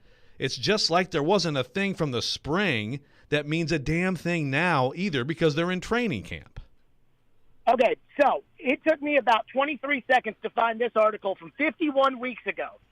This is fansided.com. Oh, goody. Titans fans, goody. Joe. This is the headline. Titans fans should see positives despite Ryan Tannehill interception. Yeah, I know he threw picks, Jared. But you are characterizing it as Tannehill had a terrible camp. And Amani Hooker have been proving why the pre-camp buzz about them was worth the attention it was getting. Today, Christian Fulton added his name to the list of defensive backs with standout days. Remember, this is Fulton's first training camp. The two reasons why this shouldn't concern Ryan Tannehill and the Tennessee Titans offense. The first is that Julio Jones and Josh Reynolds are being brought along slowly, and they haven't even been on the field together during team drills. You want me to continue reading? Literally 1 year ago, there was articles out there about Tannehill's interceptions, and the excuses were being made. And I bought into some of the excuses, too. Yeah. But to sit there and say that it didn't foreshadow the season is not true. The fact that you think that helped your argument is just hilariously awesome. Hilariously awesome. Whoa. Robby, help me out here. He said find any coverage of the training camp interception. Oh, we talked about the picks, Jared. One article, Joe. No. I said find where Tannehill had a bad camp. That was the story. Ryan Tannehill's having a terrible camp. Oh, my gosh. Didn't exist. And by the way, thank you for bringing up a point I wanted to bring up. Every time Traylon Burks does something good yesterday. No, wait a minute. Christian Fulton got beat in coverage. I do think the Titans played better on defense last year, right? Like, could it have been that the defense made some plays in camp? I don't know. Could be. Or maybe it's just that Tannehill sucked and had a terrible camp. And whatever his completion percentage in this camp is, will be his completion percentage in the regular season per Jared. You've got nothing. I felt like you're missing the point, which is... Well, it's a bad point. I don't know why. Nobody knows why, and I think the Titans are included in this. Nobody knows why Ryan Tannehill regressed so significally from 2020. Well, it couldn't be the offensive line because you reject that as a possibility. The pass protection was drastically worse. But no. Nobody can protect the quarterback per Jared. Well, obviously the Titans don't think that because they invested zero resources in the offensive line. So I go back to nobody really knows why. There's another good conclusion. Could it be all the injuries? Could it be the coaching of Todd Downing? Could it be, the fact that Julio was cooked? Could it be whatever? Derrick Henry's injury? I don't know. Nobody knows the reason why Tannehill was not the Tannehill of 2019 or 2020. But what I'm saying is that Ryan Tannehill was not the same Ryan Tannehill at training camp. He was not the same Ryan Tannehill in the regular season, and he wasn't the same Ryan Tannehill in the playoffs. And right now, Ryan Tannehill is trying to revive his career. He's trying to become the 2020 Ryan Tannehill again, the 2019 Ryan Tannehill again. Well, I would say logic would indicate that if he's 8 for 8 like he was yesterday with 2 long bombs, that's a good sign that that's more 2020 Ryan Tannehill than it is 2021 Ryan Tannehill. I mean, I see Robbie laughing because you know how stupid this is. Since Ryan Tannehill's slippage in 2021 foreshadowed in training camp what the season would be, that's why I think training camp is important for 2022. You're just lucky that we don't have time to get to your Vols take, Jared. We don't.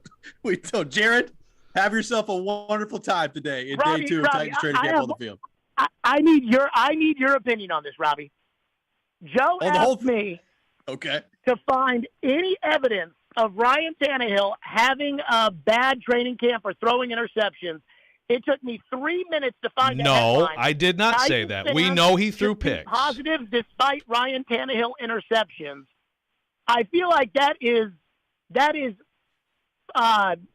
equaling the burden of proof that Joe was demanding. Well, you're going to have to do better than fansided.com, but I hear you. Look, hey, I'm the one who's usually anti-Bobo.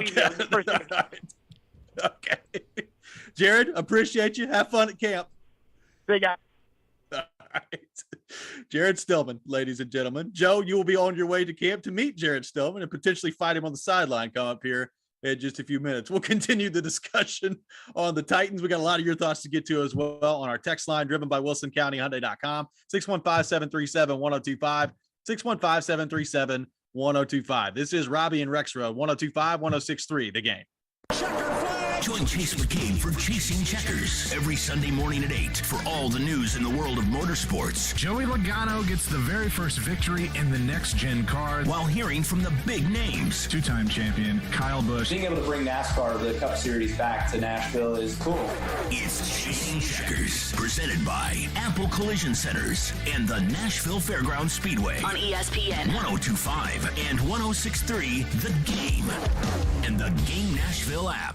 What up, world? This is your boy Kevin Hart, a.k.a. the comedic rock star. And guess what? I'm coming to a city near you with my new tour, Reality Check. And we are adding shows, doing it big. Brand new hour material, big laughs, big energy. Make sure you're in the building. Don't miss your chance to get your tickets. Don't miss Kevin Hart, Reality Check Tour, this Wednesday at Bridgestone Arena. Get tickets now. Go to KevinHartNation.com now.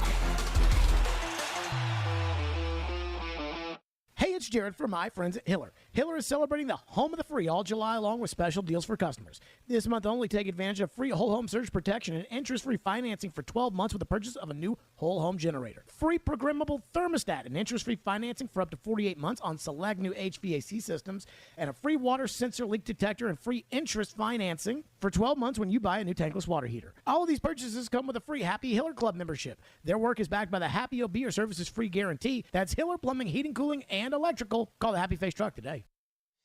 I'm Joe Namath, here to tell you about another number 12. USA Hemp Store's original number 12. USA Hemp Store cream is hypoallergenic and uses an easy-to-apply blend of ingredients designed to go on gently. And with no odor, no one knows you've got it on, except you, of course. The original number 12 CBD creams, grown in the USA, THC-free, lab-tested, and a portion of every sale supports Homes for Veterans Incorporated. USA Hemp Store's original number 12 works like it does for me. With this special Joe Namath offer, get the original number 12 just $34.95. Free shipping on every order. Distributorships available. Call to learn more. 844-305-1212. 844-305-1212. Or visit usahempstore.com. usahempstore.com. THC free is below the level of detection using validated scientific methods. Alexa Labs June 2022 certification analysis. USA Hemp Store is not making any guarantees about the results of taking any action, whether recommended in this advertisement or not. USA Hemp Store is not making any guarantees nor any endorsements concerning any of its products. Paid endorsement. Attention furniture buyers. Social Furniture is having a huge summer blowout sale in all departments. Don't wait, buy now. Your new furniture can be delivered the same day. At Social Furniture, our professional staff is ready to serve you with your furniture purchase. Summer is the best time to buy new furniture at Social Furniture. The savings are spectacular. For a limited time, Social Furniture is offering special financing for up to 60 months. That's right, up to 60 months. Don't wait. Visit Social Furniture today to save. If you missed the latest from Stillman and Company, delivered by TriStar Moving. Every year, one game I've said that they will win, they lose. And every year I've said that they will lose a game. And they win that game. They win that game. Yeah. That means that they're going to beat the Packers on Thursday Night Football on the road at Lambeau in November. But I do think that between the Raiders games and the Chargers games, the Titans are going to split those games. They'll either beat the Raiders or beat the Chargers. Yeah, I'm uneasy about the Raiders. I have no scientific formula behind that other than just it just feels like those are games that the Titans absolutely can compete. So I have the Chargers and the Bills as should lose. I have as much confidence in the Titans going on the road to Buffalo and winning as I do in the Titans going on the road to the Chargers and winning. Because they never win at the Chargers. Even though it's a long road trip. Even though they won last year in the same building against probably a better team. But that's my official expectation. 12-5. Tune in Stillman and Company with Jared Stillman. Weekday afternoons from 2 to 6. On ESPN. 102.5 The Game and the Game Nashville app. Hey, it's Jared for TriStar Moving. If you're looking to move, you need to give my friends at TriStar Moving a call. At TriStar Moving, you'll get 5-star service throughout the entire process. Everything will be taken care of, from covering your floors, banisters, railings, front door thresholds, furniture, TVs, and more. They took great care of my move and made it as stress-free as possible. If you're looking to move, give TriStar Moving a call, 615-640-1219, or visit them at nashvillemoving.org/radio and get 5% off your entire move. TriStar Moving, my official movers. It's on. It's happening. Remember, you can watch us on YouTube, Facebook, Twitch, and Twitter. Get out of the way. I'm watching the game. Presented by the law offices of Amanda Gentry. We may now begin our day. You're listening to Robby and Rexrode on 102.5 and 106.3 The Game and on the Game Nashville app.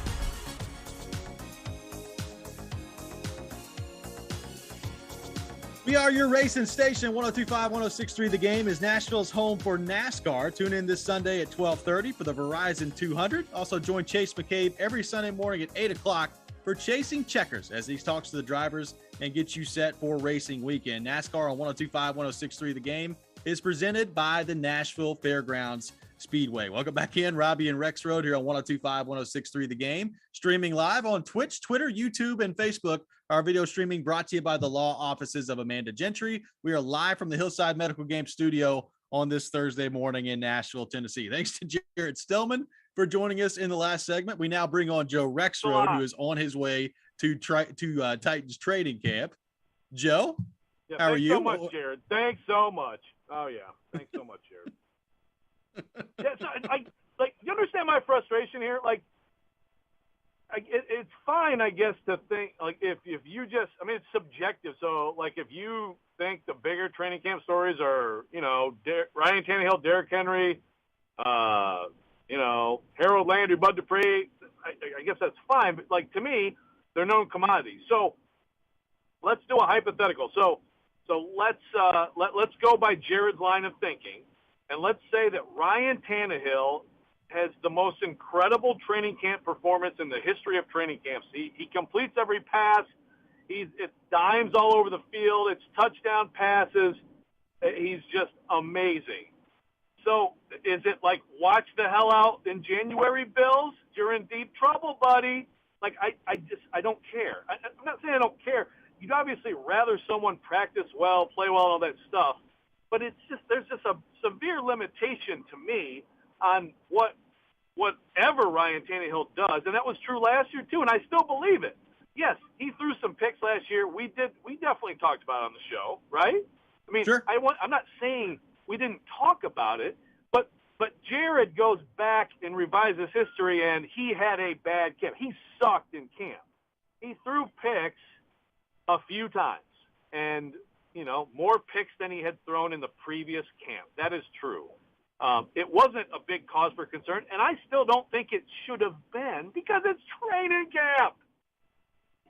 Well, I've made my thoughts on training camp practices pretty clear over the last couple of years. And like, it's amazing to me how much stock that we put into those, not just here, but around the league. Now, I will say, you know, he did throw some picks last year in training camp, and he did throw more picks than normal in the regular season as well. The part of this that I take issue with is the biggest story, though. Like, to me, there's no way that Tannehill is the biggest story in Titans training camp. To what you said, he's a known commodity at this point. Now, is he the biggest story ultimately this season?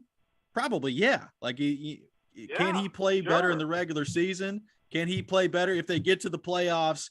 Can he play well in the playoffs? I mean, that's all we're going to be talking about by the time January comes around. But training camp-wise, to me, those are two different discussions, and it kind of feels like Jared is combining the two there. Right. So I guess I'll agree with the word choice where he said foreshadow. I mean, I would that's fine. I suppose there was some foreshadowing, but see, I think he's looking at this like it's causation, you know, and right. I just can't get there. I mean, look, the first day of the season, Ryan Tannehill got belted more than he had been belted like in the entire previous season. I'm confident in saying that. Like, well, maybe it's a little bit of hyperbole, but seriously, how many times he got smoked in that 2020? Game? Yeah, and that's something that, like, obviously he never saw in the entirety of training camp because quarterbacks are untouchable and he didn't play in the preseason games. So I mean, that was a totally different thing, and that to me set the tone for the struggles they had. Not to take the responsibility off his plate for some of the plays he made last year, certainly not in the playoff game. But I mean, come on, it's like playing a different sport once you go from training camp to real games, especially at quarterback. Kevin on the text line, driven by WilsonCountyHyundai.com, says, Joe, buddy, I think Jared's got a point. If he sucked last training camp, which he did, and everyone brushed it under the rug, but then he went out there and did the same thing in the season, why is that so unreasonable? This is coming from Kevin on the text line. Because he didn't suck throughout training camp. He threw picks which were discussed, which were written about, and again, Jared just completely ignored what I actually said. I said go find where there was reporting that he was bad, like he was bad in training camp. Yes, he threw some picks. We talked about it. It was written about. It was a thing, but day after day after day in camp last year, you know what he looked like? It looked like Ryan Tannehill, and most of his passes were good and accurate. And how many times did we talk last camp about, oh, my gosh, Marcus Johnson with another huge touchdown catch, Chester Rogers, look at all these guys they got in camp. Guess who was throwing those passes? But Jared now goes back with, oh, he sucked. No, it's just massive exaggeration, and I don't know why my blood pressure rises like it does at these moments, but it does. Well, I feel like we may have discovered something here as you head into Titans training camp practices for the next few weeks. Maybe this could be something where we set the tone, as they say. You know, we talked about Tannehill yesterday. Maybe Jared wants him to be a little meaner heading into this year. I feel like we could get you in a pretty good mood heading into training camp, doing this every day. My goodness. I mean, now now I get to go yell at him. So that, you know, got to talk to Braden too. You know, be a very eventful day at Titans camp. Got to keep locked in. There's no question about that. Joe, we'll catch up with you here in a few minutes, live from Titans training camp. Coming up next, you'll hear from Kayla Anderson from News 2. We'll get her thoughts on Titans training camp day one, what she saw on the field, and what to look for from here. That's coming up next. This is Robby and Rexrode, 102.5, 106.3, The Game. Hey, Preds fans. Running across to make the save is Sarah. You can now hear Nashville's best sports talk. The back-hander, he scores! And every Predators game on 106.3 FM. Oh, that was a thing of beauty. From downtown Nashville to Rutherford and Williamson counties. Duchesne with the overtime winner. Catch all the action on 102.5 and 106.3 The Game. Men, what if I told you that now you are able to get testosterone replacement therapy in the comfort of your own home? No more weekly trips to the doctor's office. We come to you 7 days a week, 12 hours a day. Be seen by a licensed medical professional in the privacy and comfort of your own home or office. You decide. Schedule your appointment today at CoolSpringsMD4Men.com. With your home value up again, you are sitting on a pile of money. So don't let it sit there. Use it. Willie Donick here for my friends once again at Loan Pronto. Introducing Loan Pronto's Equity Line of Credit program. You don't have to refinance, but you can access up to 97% of your home's value. Get cash now to pay off all your credit cards or do that home improvement project. Get your down payment for a new home or stash away for a safety net. You can get $50,000, even $100,000 or more out of your home. And the payments are crazy low. Think what you could do with $100,000 right now. Loan Pronto makes unlocking your equity easy, and they can probably even waive the appraisal. Don't just let all that home equity pile up. Turn your house into an ATM machine and get the cash you need. Call Loan Pronto now, 615-499-5780. That's 615-499-5780, or go to loanpronto.com. Equal housing lender, NMLS 166-1781, subject to lender approval. Join MTSU head football coach Rick Stockstill and the Blue Raiders as they hit the street for the Blue Raider Blitz Caravan across the mid-state. Each stop will feature free food, giveaways, and a chance to hear from Coach Stockstill on the upcoming Middle Tennessee football season. To see when the caravan is in your town, head to mtalumni.com/blitz to register to attend. That's mtalumni.com/blitz. Back in 1949, Dr. Houston began the tradition of treating athletes for common sports injuries. Today, the sports medicine physicians at Houston Clinic Orthopedics continue his legacy. Whether you play at school, in a league, on a professional team, or just enjoy being active, Houston Clinic Orthopedics physicians are there to help you stay in the game. Common sports injuries include tears, strains, sprains, and instabilities of the knee, shoulder, and ankle. Houston Clinic Orthopedics is located where you work and live. Visit tn.houston.com to book your appointment online. When experience matters, trust Houston Clinic Orthopedics. Finding great candidates to hire can be like, well, trying to find a needle in a haystack. Sure, you can post your job to some job board, but then all you can do is hope the right person comes along, which is why you should try ZipRecruiter for free at ZipRecruiter.com/radio. ZipRecruiter doesn't depend on candidates finding you. It finds them for you. Its powerful technology identifies people with the right experience and actively invites them to apply to your job. You get qualified candidates fast. So while other companies might deliver a lot of hay, ZipRecruiter finds you what you're looking for. The needle in the haystack. See why 4 out of 5 employers who post a job on ZipRecruiter get a quality candidate within the first day. ZipRecruiter, the smartest way to hire. And right now, you can try ZipRecruiter for free. That's right, free at ZipRecruiter.com/radio. That's ZipRecruiter.com/radio. ZipRecruiter.com/radio. Robby and Rexrode here on ESPN. Welcome into Chase, Willie, and D-Mace. Somebody company is delivered. There's a new way to hear 102.5 The Game. Nashville's best sports talk on 106.3 FM. From downtown Nashville to Spring Hill on I-65 and to Murfreesboro on I-24. You now have 2 choices to hear our great sports programming. Get the extra point, no problem. And the Nashville Predators. Scores! Check out 106.3 now and save it as a preset. Hey, this is John Hines, and you're listening to Nashville's best sports talk, ESPN 102.5 The Game.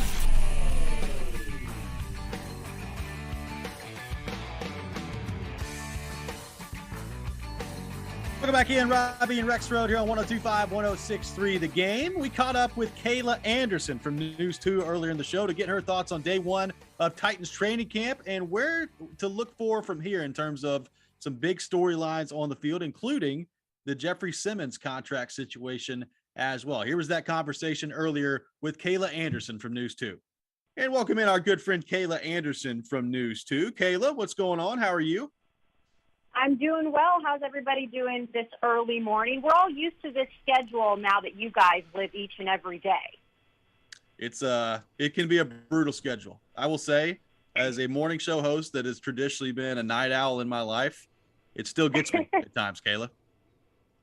I know. I'm actually naturally a morning person. Don't ask me why, because you guys know our schedule on TV. It's always usually nighttime until football season.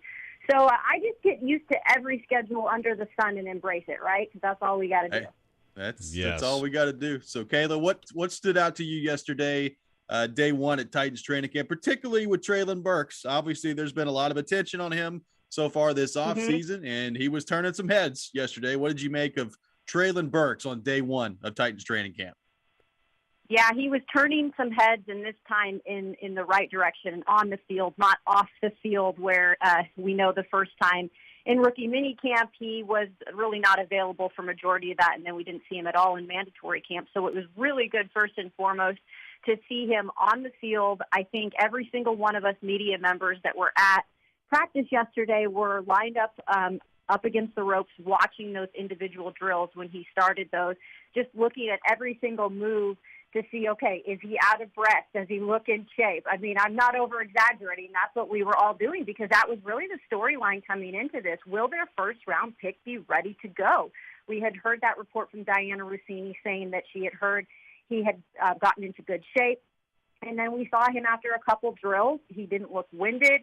He looked like he was ready to go. And then we were able to see him throughout practice.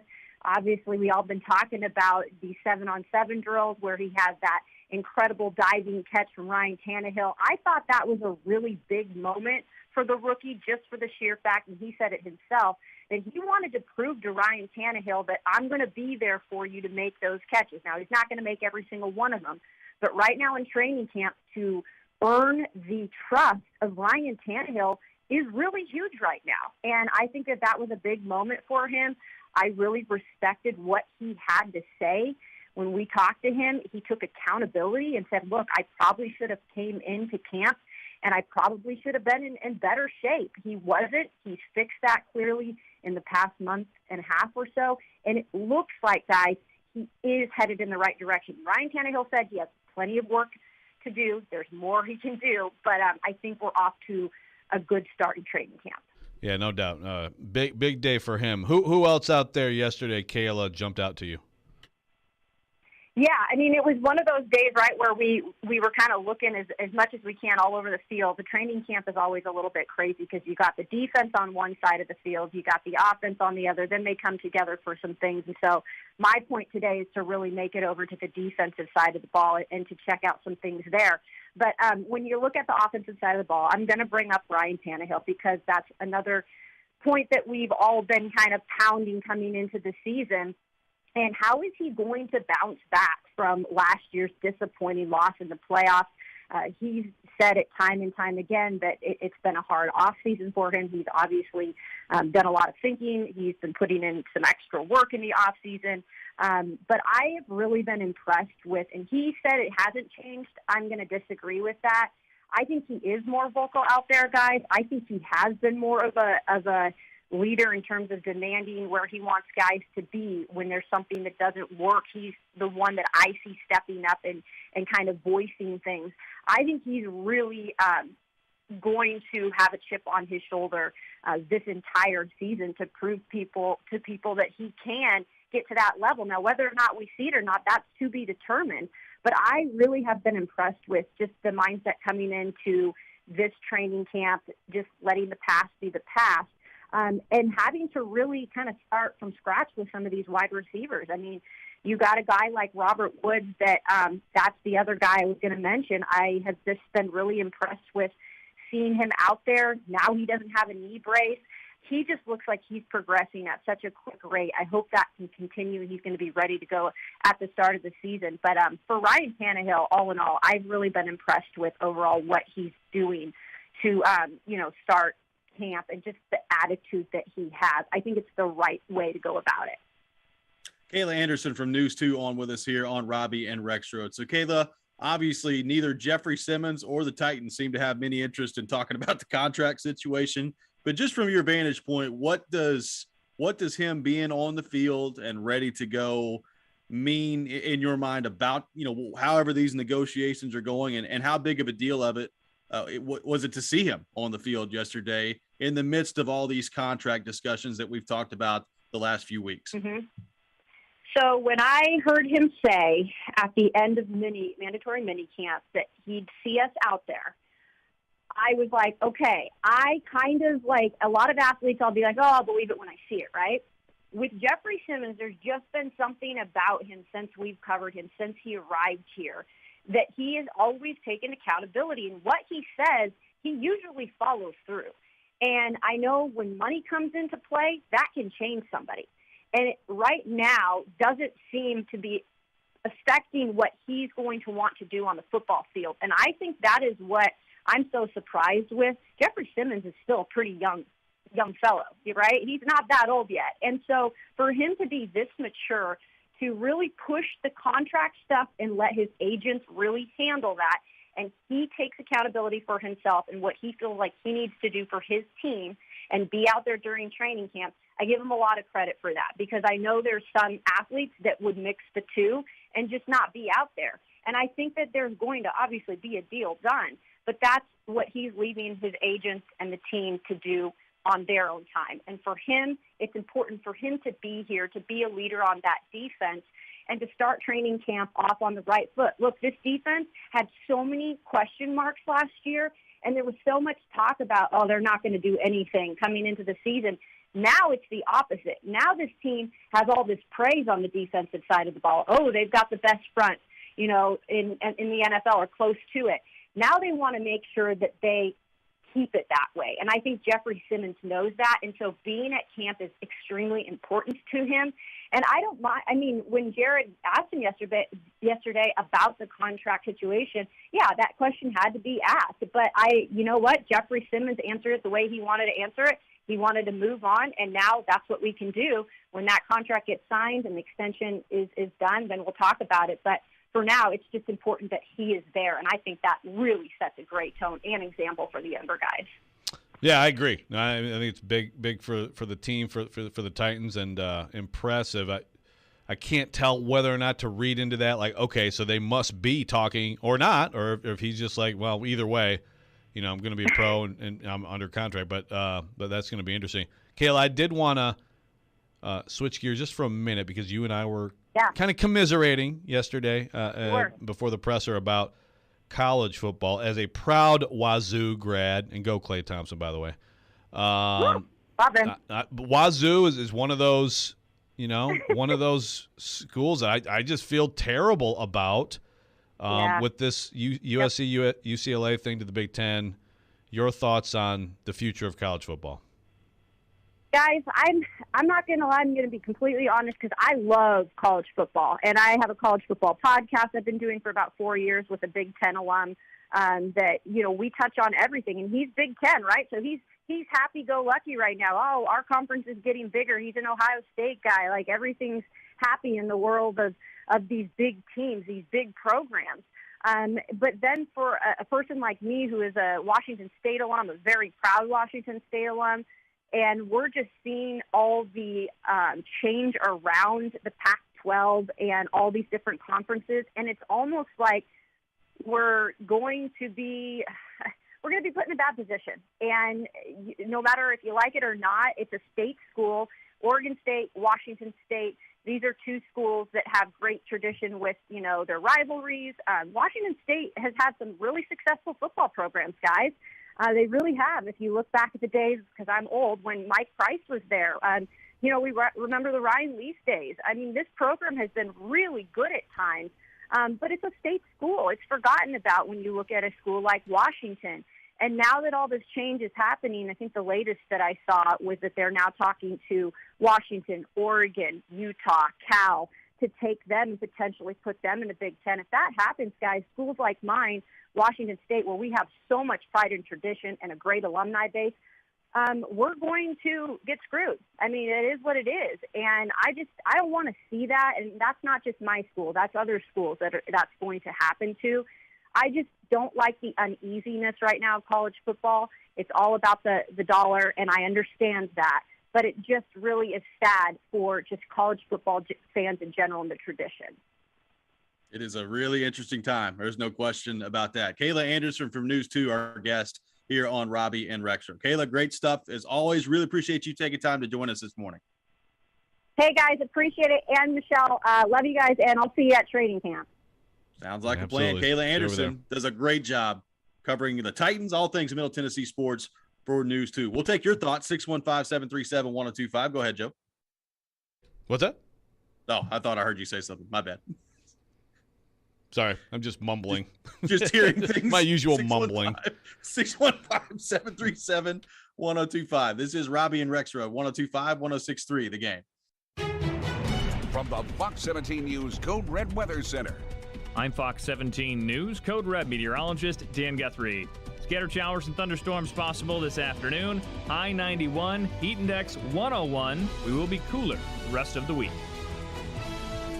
Brought to you by Hiller Plumbing, Heating, Cooling, and Electrical. Call the Happy Face Truck today.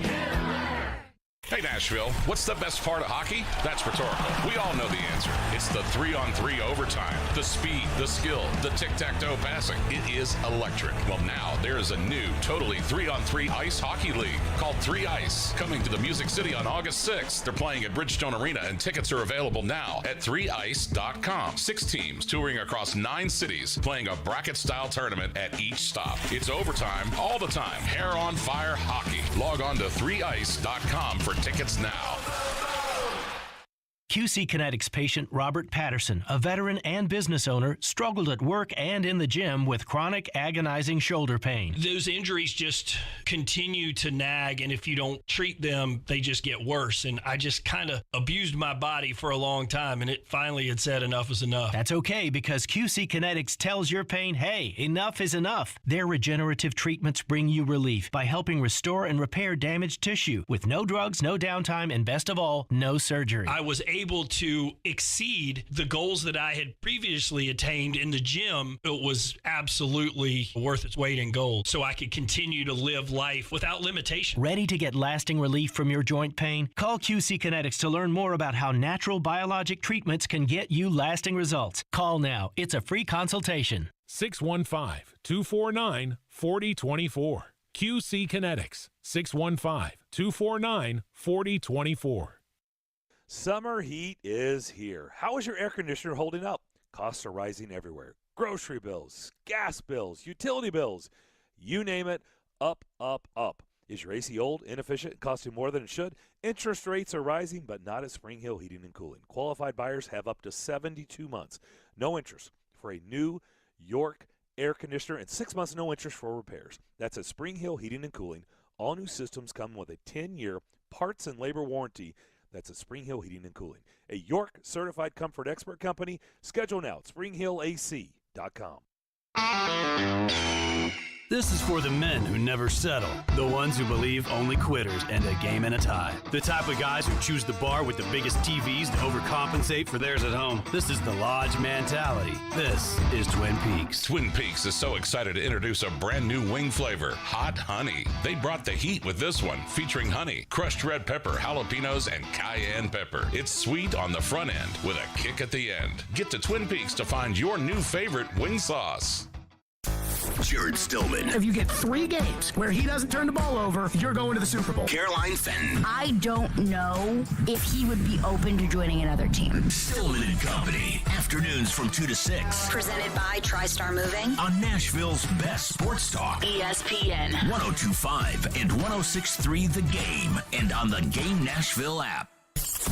You're listening to Robby and Rexrode on 102.5 and 106.3 The Game and on the Game Nashville app.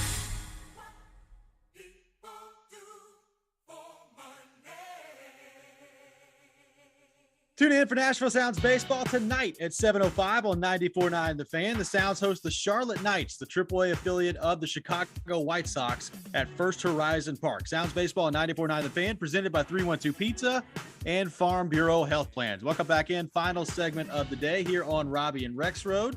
Taking your thoughts on the Titans on our text line, driven by WilsonCountyHyundai.com, 615-737-1025. Joe Rexrode is out live at St. Thomas Sports Park for Titans training camp. Our Titans training camp coverage presented by USA Hemp Store and Parman Energy, your one-stop petroleum solution. So, Joe, as you sit out there today with day 2 on the field at Titans training camp, what are a couple of things that you're going to be watching for out there today in day 2?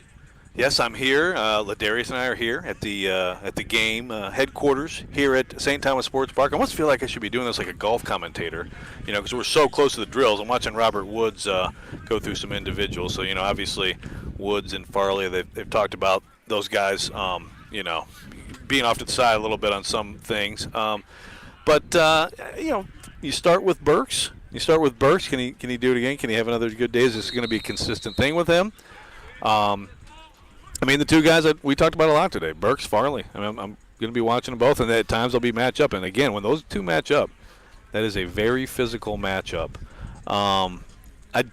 Yesterday, I didn't feel like he got a ton of reps, but I think as camp goes on, certainly Malik Willis and his progress and performance are, those are going to be big things in camp. Frankly, that's a bigger story than, Ryan Tannehill, because it's something we don't know about and something trying to find out about. So that's going to be an increasing story. And a lot of, again, this time of camp, we're just not going to get a ton of insight on the line of scrimmage. So until they put the pads on, it is largely watching these skill guys go at it. Roger McCreary, can he make any kind of a push? I'm looking to see if Robert Woods can, make more plays than yesterday. It's one day and it's not a ton of plays, but just seeing how he looks. Like right now he's out there again. I'm looking at, he's right in front of us and he's got no brace on and he looks good going through some. He's basically, just working on his steps off the line against receivers coach Rob Moore. But it's mostly skill guys for now and seeing how they do. And then when they go against each other, that's really, at times, telling. Well, Joe, one thing that you brought this up earlier, we didn't spend a whole lot of time talking about today, is Derrick Henry. He is coming back into training camp off of a significant injury from a year ago. What were your thoughts on how Derrick Henry looked yesterday? Did you notice any limitation whatsoever in the drills that he was doing? From what you could tell us, what were your thoughts on Derrick Henry? Well, I'm glad you brought that up, Robby, because there was a texter earlier too. I texted back, but it's a good question. Basically, does he look like he's favoring the foot? Does he look 100%? I would say, look, absolutely 100%. But honestly, I would tell you that when he was taking part in mandatory minicamp too. And I mentioned a play earlier on a day that, again, I was watching Farley a lot, but a running play yesterday in which, essentially Henry went against the flow of the play, cut back hard, went outside the other way. The cut alone on that play, should tell you something. it was sudden, and that's what he does, and that's obviously something that when you are 6'3", 250, can put strain on those feet, but he's doing it. And so, right now he's Derrick Henry. Now, is he going to continue, be able to ward off injuries from here? I don't know, but he looks great. Well, the biggest thing about that injury is you got to be able to trust it again. And, it seems like he's been working all offseason. Look, when you're on Instagram and you're watching him run up that gigantic hill and cutting left and right, it feels like he's built up that trust back in his foot once again. Yeah, no doubt. And, that's one thing about this part of camp. A lot of, obviously, pads on her. It gets more interesting, but with Derrick Henry, it'll probably get less interesting because he probably just won't even do team stuff at all. So this is the part of camp where he's doing, taking handoffs in team and taking the ball and at least giving the defense a look of how awful it might be if they were to have to try to tackle him. Once they start tackling people, he probably isn't going to be out.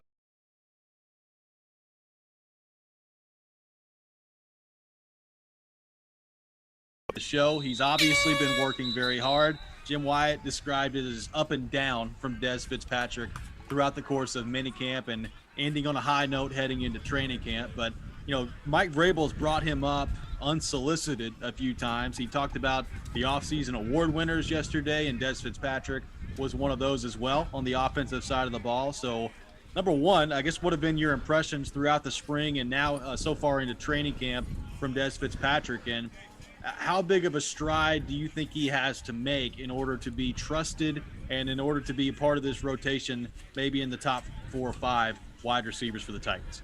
Yeah, well, it's a good start on that front. I did my 53 going into camp. I did have him making it, but I feel better about that after yesterday. One day, overreaction. Understand the the dangers of doing that. But he does look different to me. He looks more confident, and we all know, again, last camp, you want to talk about like a bad camp, okay? Now that was a bad camp, and it was Mike Vrabel talked about it, and really I thought at times had some pretty pointed comments about Dez last camp, and of course he ended up getting cut, and they were able to sign him to the practice squad. He looks like a very different player now. Now, does that mean that he's a player who, in the fall, is going to be someone Tannehill trusts, going to be in the rotation and playing? I suspect, ideally for the Titans, he's providing depth. But I think right now I would probably put him as their fourth receiver based on one day of camp. Based on the opportunities he got, which is important, and then also the plays he made. It's going to be interesting to see how Kyle Phillips, Mason Kinsey, that battle at slot receiver plays out for the rest of camp here, because we heard Jim Wyatt say it earlier, like he expects Kyle Phillips to be on the team.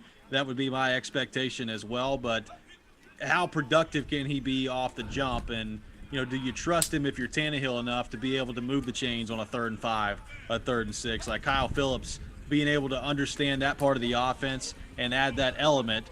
We'll see how quickly that comes about during training camp. What'd you make of him during day one? Yeah, not much. I mean, there wasn't a lot to see, when I was watching. But I would agree. I mean, I think he's going to make it. I think he's going to give them that element. I'm really interested to see how much they find that to be necessary on the field. I do think we're going to see 2 tight end a lot more. I feel even more that way after yesterday. And I think that if Burks is going to keep coming here, and I'm watching receiver drills right now in front of me, they're looking fast, they're looking fierce. But if he keeps coming, then you got Westbrook-Ikhine, you got Woods, you got Burks. How much are you going to feel the need to have the true slot guy when you can put Westbrook-Ikhine in there, But the quickness, the suddenness off the line, like you said, sometimes those guys are really helpful just in those chain-moving situations. Adam Humphries moved it twice on 4th down at Kansas City in the NFC title game before it fell apart for the Titans. So definitely something to watch. I think, if they have a dedicated slot receiver, it's going to be him this year.